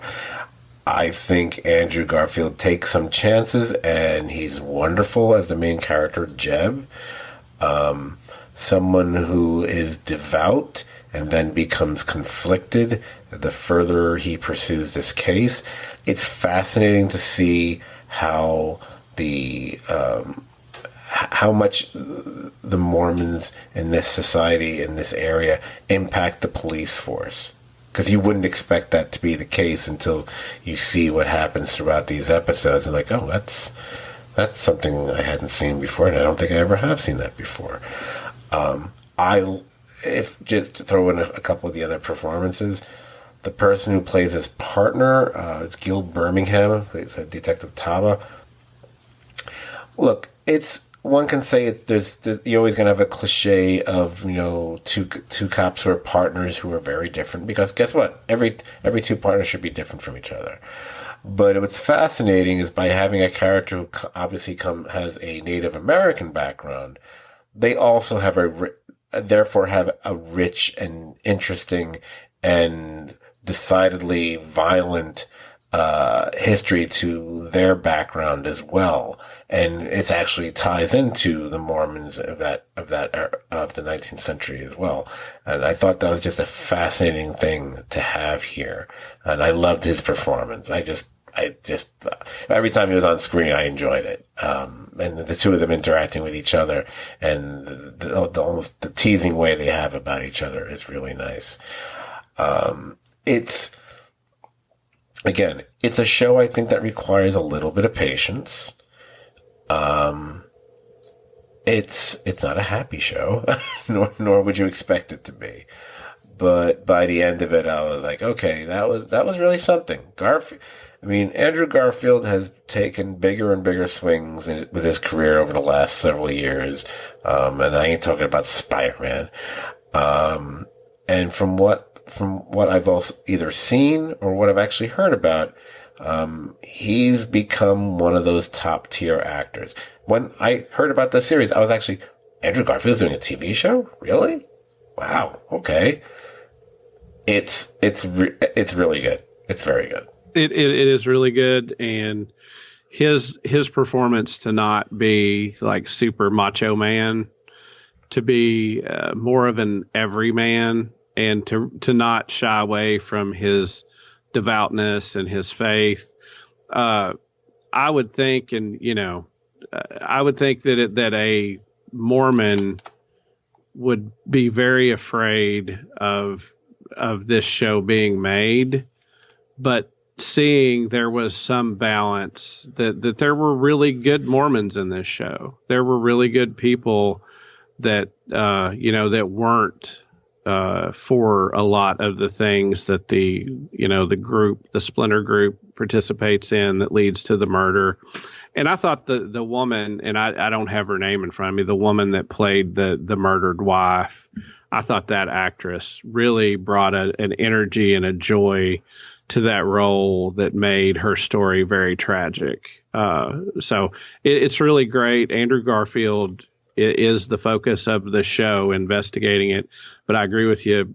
His partner, seeing the two of them together, or seeing Gil, alone go up to that mountain to see the cabin. It was really good. It was a surprise. This is a show I didn't know much about, didn't anticipate.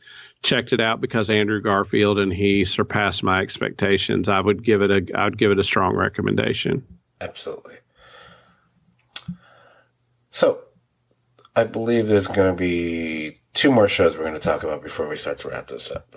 So let's get to the first one, which is a show that's still on right now, has not finished its season yet, so we don't know how it's going to end. We know it's I'm pretty sure it's a limited series. It's only going to have 1 season.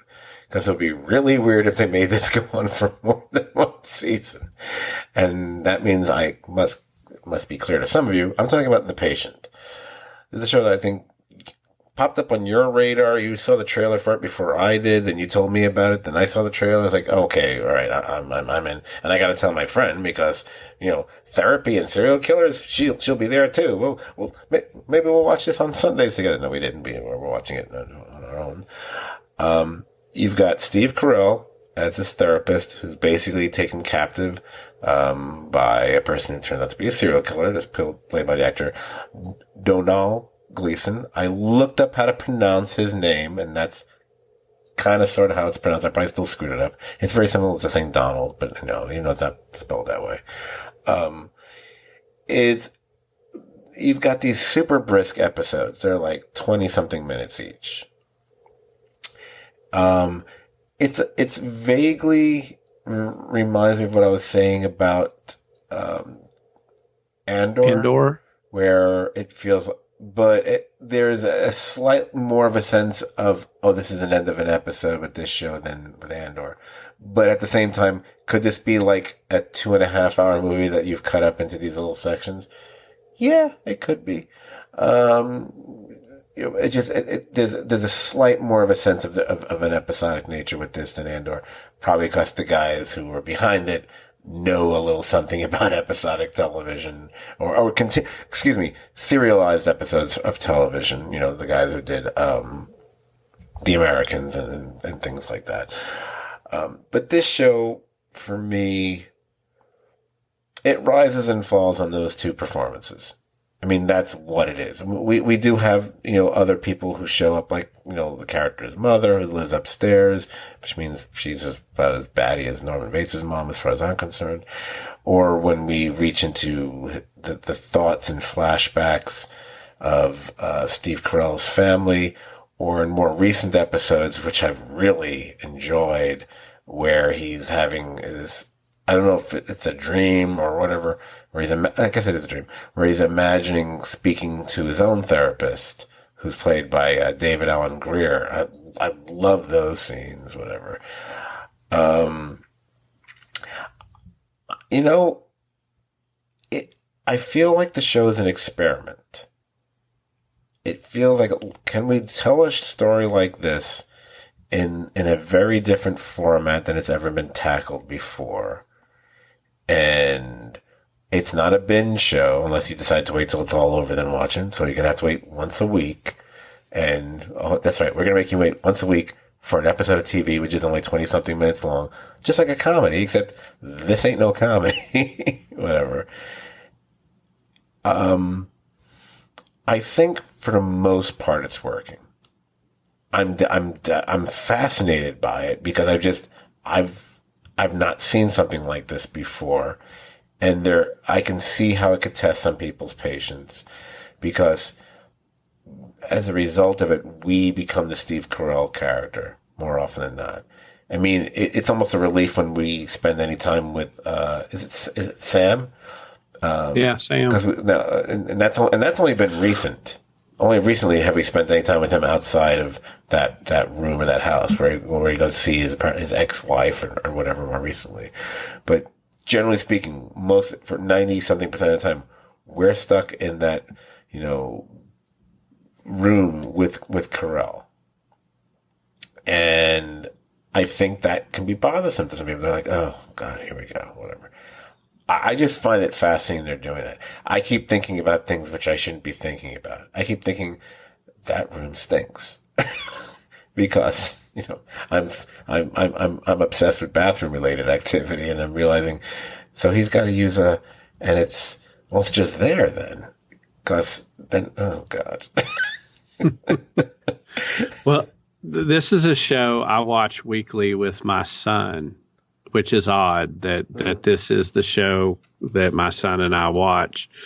But when the new episode comes out, usually, we'll get our food and we'll come in here, and that evening we'll eat and watch the show and then have a brief discussion about it. It's like a play in that it's in one place, and it's really mainly has two characters with other characters dropping in and out. And I agree with you. It's experimental in nature. The component of it that has me most intrigued is that by the way it is, most dramas run an hour. By only giving you the short pieces of it, I think has ramped it up for me and made me look more forward to it. I think if these episodes were an hour, it would be a slog, maybe, in a way that it's not with it. It's a really interesting conceit to cut it in half or to make it episodic in a half hour, because you're not used to seeing tense dramas run 30 minutes. So I've enjoyed that part of it. And let me say, I am totally here 100% for all of the Kenny Chesney slander in this show. I support it. I am for it.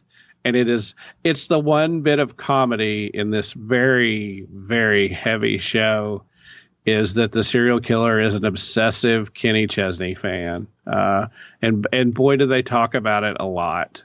But it is a very interesting show. And, I pointed it out to you. The reason I thought I would share it with you when I found out about it is that, the creators of The Americans did it, and we were big fans of them and their work. And they are really exploring a lot of issues about heritage, family, religion, in this small setting. And it's interesting. It's probably a lot for some people, but I've enjoyed it. I'm curious how he gets out of that room. I think we all are. But and maybe he doesn't get out of that room. Who knows? With those guys, you're not guaranteed a happy ending. But I think it is worth seeing, and it is some of Carell's best work. Yeah, I mean, Steve Carell is often infinitely watchable, and I've enjoyed him on this. I've been trying to figure out if, on one hand, some of the flashback scenes where he's considerably younger, part of me was like, oh, did they film those before he grew the beard? Because he has this thin beard now. So I kind of like Steve Carell with a beard. But even without the beard, I'm wondering, did they use a little bit of makeup here? Did they do any kind of digital effects? Because he looks like he's as young as he did in the first season of The Office and some of those. Because they bounce around a little bit of time into some of those flashbacks as well. But yeah, that was him. I think he did some of his best work in the more recent episodes also. Yeah, definitely.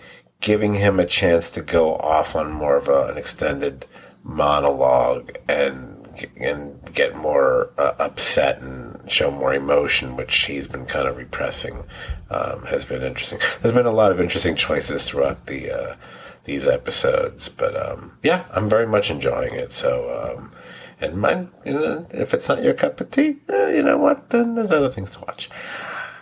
Finally. So I had made a little tease on our Facebook page, for a few people might have seen it, that I was going to finally talk about a show which I finally checked out this week and watched all 10 episodes. I think it was 10. 10 episodes. I think it was 10 episodes. Yeah, I'm going to say it's 10 episodes. And I am addle-minded, perhaps. I don't recall the show ever being mentioned on either the page or a podcast before. I finally brought it up to Brian before we recorded. He seems to recall mentioning it at one time, so that's very possible, and I just probably forgot. Sorry, I have really set him on Alzheimer's. I can't help it. The show I'm talking about is The Bear. I love this show. I wish I had watched it when it first came on, because we probably would have podcasted about it. It's the show that takes place at this shabby little sandwich joint in Chicago. And the guy who had been running it apparently had killed himself, and he left it to his brother in his will. His brother had been kind of, there had been a falling out between them, and his brother had become kind of not just a professional chef, but he was like a chef at like the greatest restaurant in the world in New York City and blah blah blah. And now he's here in this, this dirty little sandwich place, and he's going to try to do something with it. He's going to try to make it into something more. And around the time that he comes in, he also hires this other young woman who has major chef aspirations herself, and is also an admirer of his skills and ability or whatever. And there are a number of other characters in that kitchen, each of whom whether we get into their backstories or not, they instantly feel lived in to me. Another person who's a major player on the show is someone who's the person who committed suicide, his best friend, who was a major part of the restaurant. And that actor, did I write down his name? I did not write down his name, too bad. It's funny because he's also on the Andor. And I recognized him there. And I was wondering if he was going to do the same accent. And there's a number of other actors who appear in recurring parts. Whether it be Oliver Platt or the actress who plays his sister, who I remember as a comedic performer from before. I didn't write down her name either. The only name I can remember from the show is Jeremy Allen White, who plays the main character, Carmen or Carmi. If this guy does not have an Emmy nomination next year, I guess the show falls under the comedy category. It's definitely one of those shows where I don't know if it's all that funny, but it's some of the most compelling TV work I've ever seen, or at least seen in years. I love it because it's different. I'm seeing something that I haven't necessarily seen before in a TV show. I know there's reality shows that deal with cooking, and there probably have been either comedies or dramas, but you know what? I haven't seen them. I know there's been movies like that, and I have seen a few of those. Oh, Big Night or something. But this is different. There's a grittiness to this show. It reminds me, it's got little aspects of everything from The Sopranos to Rescue Me, all these kind of like very lived in, very urbanized characters, and they're dealing with pain, and they're dealing with desperation, and they're also dealing with their love of food.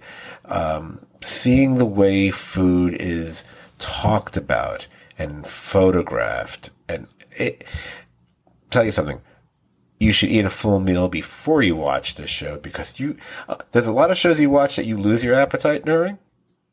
This is a show you're going to watch, you're going to want to eat something. I don't know. Maybe, I haven't seen it yet, but maybe watch this back to back with Dahmer or something. Maybe that'll do the job. But, I have recently recommended this to some people who haven't seen it, so I'm loath to say anything which is going to spoil anything. I don't think I've said anything like that. I don't think I will. So I won't reveal anything that happens in the final episode, or anything like that. But there's an episode before that final episode where you might not realize until it's over. Wait a minute. Was that entire episode like pretty much like one camera movement?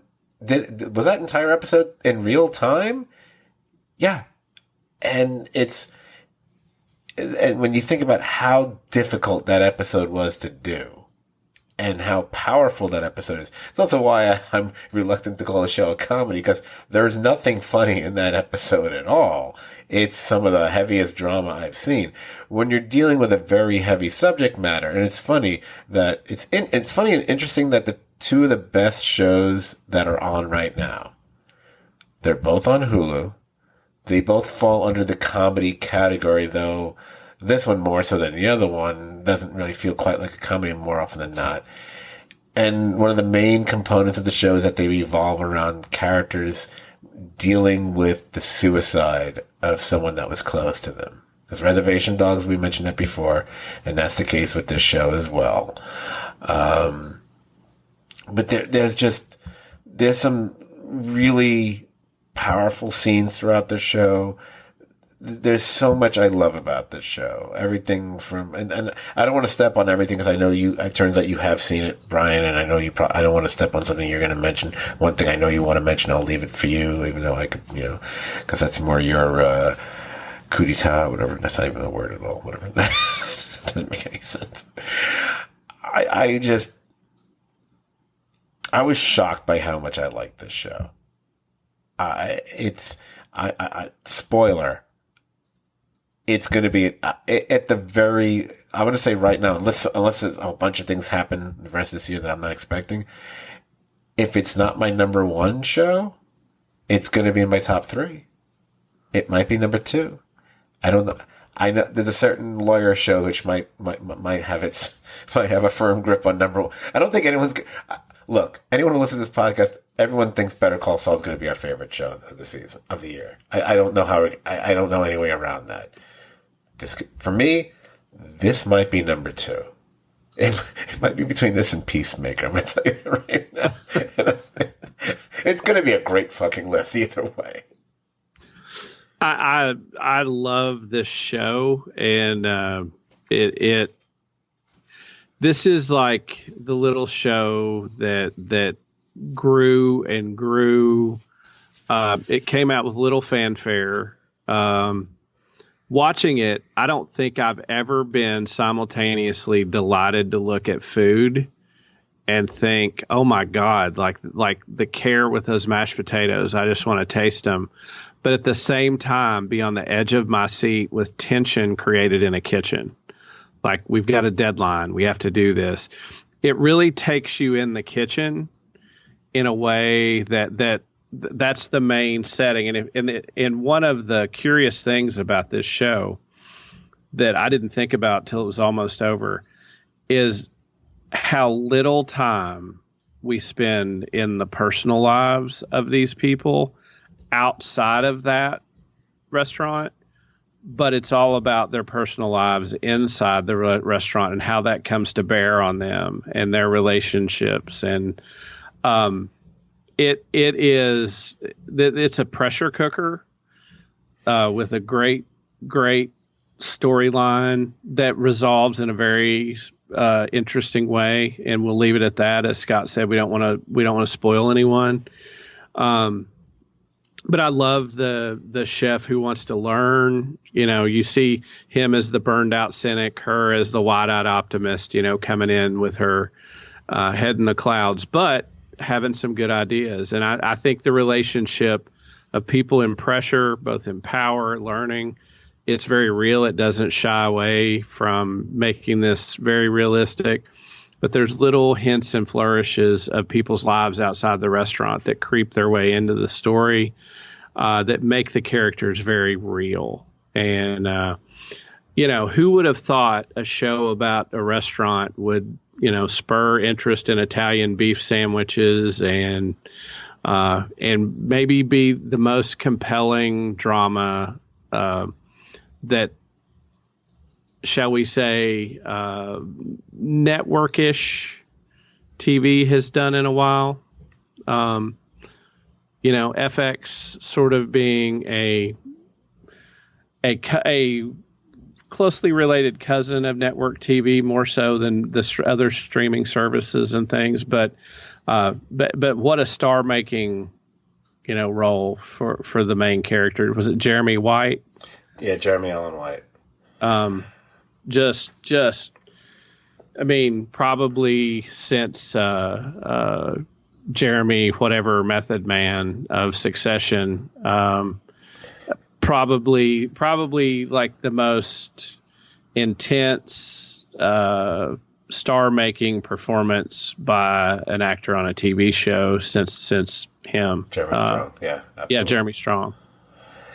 Yeah, it's just, there's a scene in the. All right, it's not really a spoiler. I think it's the final episode, and it's an actor's dream kind of a scene. It's a monologue. I'll just describe it as it's a monologue. It's just him speaking, and it's very long. It's one of those things where I actually looked when it was over. I paused the remote control, whatever you call it, and I see where I was in the episode, and I was, wow, I knew that was a long monologue. You don't usually have that in a show. It was several minutes long, and it was dynamite. It was like, okay, is that what you're sending to the Emmy committee? Because it could be, but then again, there's like at least 3 or 4 other episodes that you could have used for that. It's interesting how when so much of the episodes take place in that kitchen, and whenever you're in the kitchen, everything feels like it's the pacing is pulse pounding. The camera is constantly it's moving. There's a constant activity. When we leave the kitchen, it's almost like a respite. It's almost like, oh, now we have a chance to take a breath. Now, when we actually see a character in their home, and it only happens a few times, it's giving us a respite from it. And it makes you realize what that life is like, what they're trying to do there. You didn't mention, so now, since, we are both fans of also the way they use music on that show. Oh, yeah. Sorry, I forgot that. Yeah. Not a problem. I thought I'd leave it to you. I had mentioned to you before, hey, I think it's the very first episode of the end credits that they use Pearl Jam's Animal, which is one of my favorite Pearl Jam songs. I'm like, oh, Animal, whatever. And then there's a number of other interesting musical choices that they use throughout the season. It's just a show that kind of has it pulsates. I don't know how else to describe it. There's something that just has a vitality and a life to it that I don't see with a lot of even shows I like don't feel that way to me. And I'll end it with this, and this is again the mark of a good. You can't get a better mark of a good show. This. when you wish there were more episodes. I wish there had been more episodes.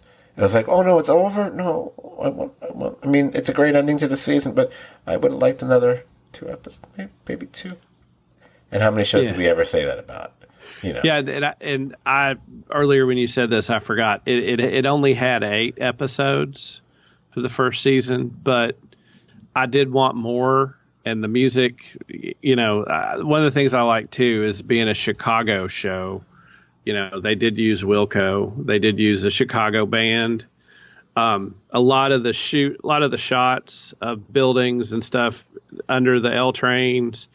It feels like if I was from Chicago, I wonder if people there feel like you feel about Only Murders in the Building. If like this is their show and they get it, it'd be curious to know that. But yeah, I mean it's pulse pounding and lot of drama packed into a tight season.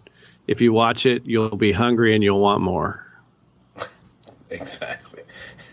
And it's not even about Chinese food. Anyway, so. All right, on that, I am going to start the wrapping up process because I think we crossed over the 2-hour line a few minutes ago. So let me get to this. Can I make 2 quick recommendations like in under a minute? Of course you can. Okay. Hulu, continue to watch Atlanta. It's worth it. Awesome. And finally, the show that surprised me, the Welcome to Wrexham documentary about the Wrexham Football Club with Matt Henny and Ryan Reynolds has really turned out from being, you know, sort of star-driven to people-driven of the town and the football team. And it's really been surprising, and I look forward to it each week and enjoy it. So check that out. I've not checked that out as of late, even though I feel like I've seen the ad for it a billion times because I'm watching other Hulu or FX related shows. I wish we had more time in the podcast because Atlanta might have merited a conversation because I'm not sure how I feel about Atlanta right now, but we can talk about that another time. I don't mean to. I'm not trying to take away from your recommendation at all. One should watch it and make up their minds for themselves, but it's interesting. We'll leave it at that. All right. Speaking of interesting, if you found this podcast interesting, I mean, if you liked it, guess what? You'll like hanging out on our Facebook page as well. It's the Serious TV Drama Podcast page. Like the page and join the conversation about shows like all the ones we just mentioned and so many more. Now, where can you find us? Well, you already did find us, and you can find us on Spotify and Amazon Music. But better yet, you can just go to stvdpodcast.podbean.com, and you can find all 364 episodes. Hey, if we do one more, we'll have one for every day of the year. Anyway, you can be one of the very few people who bother to follow us on Instagram. You know what? I didn't even post the last podcast there. That's how much I don't care anymore. We're Serious TV Drama is one word there. Better yet, follow us on Twitter. I've actually used our Twitter account to comment on a few things recently. You won't know unless you're following us. Our handle there is at STVD Podcast. It's STVD as in Serious TV Drama. Oh, by the way, you can also email us. One person did once. It's stvdpodcast@gmail.com. Before I completely end the podcast, I know we're in our failing minutes here. Failing minutes? What the hell does that mean? I mentioned towards the end of the previous podcast a little bit about the new podcasting venture that I am embarking on.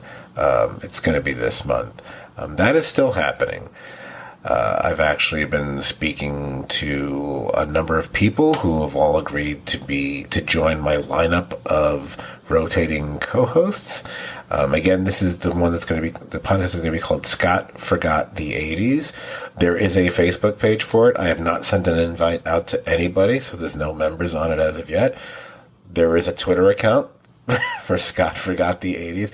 I've not sent that out to anybody either, so it's got one follower, me. But hopefully in the coming week, that will change because I will start inviting people to the page and to follow that account. I want to do this right as I'm doing it all from scratch. And hopefully at some point in fairly soon, I will record what I call a little podcast zero, maybe a 15, 20-minute podcast. Yes, that is possible. Believe it or not. The guy who just did a 2-hour something podcast can do a 15-minute one too. Just as a primer for what the podcast will be. And that way that'll eliminate me ever saying that on a future podcast there. But I already have the hosts lined up for the first 2 actual episodes. I have the movies lined up for what I believe the first 3 or 4 will be, and everything from that point on, well, we'll see. I'm very excited about it, and shockingly, almost all the people that I invited to do it all seem to be enthusiastic and excited about doing it as well. So it's going to be something I hope people will be checking it out. So there you go. And maybe I'll pop in and visit the 80s with you there at some point, Scott. Maybe. I don't know. I saw Q&A, so I can't do that one. And Legal Eagles I didn't see, but the people want to... Although it's got the Reitman thing. We'll see. Anyway, Brian, thanks for joining me on... Actually, you know what? You can join me on that podcast zero thing. So if I'm just talking about myself, everyone's going to think, it's going to be Scott doing another solo fucking thing. It's like, no. Trust me. They will be equally balanced. I will endeavor for that. Trust me. But the podcast zero one won't be. But all the other ones will be. There you go. It's not much of a promise. All right. So, Brian, thanks for spending your Friday night talking to me and talking about TV. I have nothing else to say. Well, thanks for listening. Go check out some great shows. We've given you lots of options. You don't have to like everything, but surely you'll find something you like among the things we talked about. So have a great October, and we'll talk to you soon. What he said.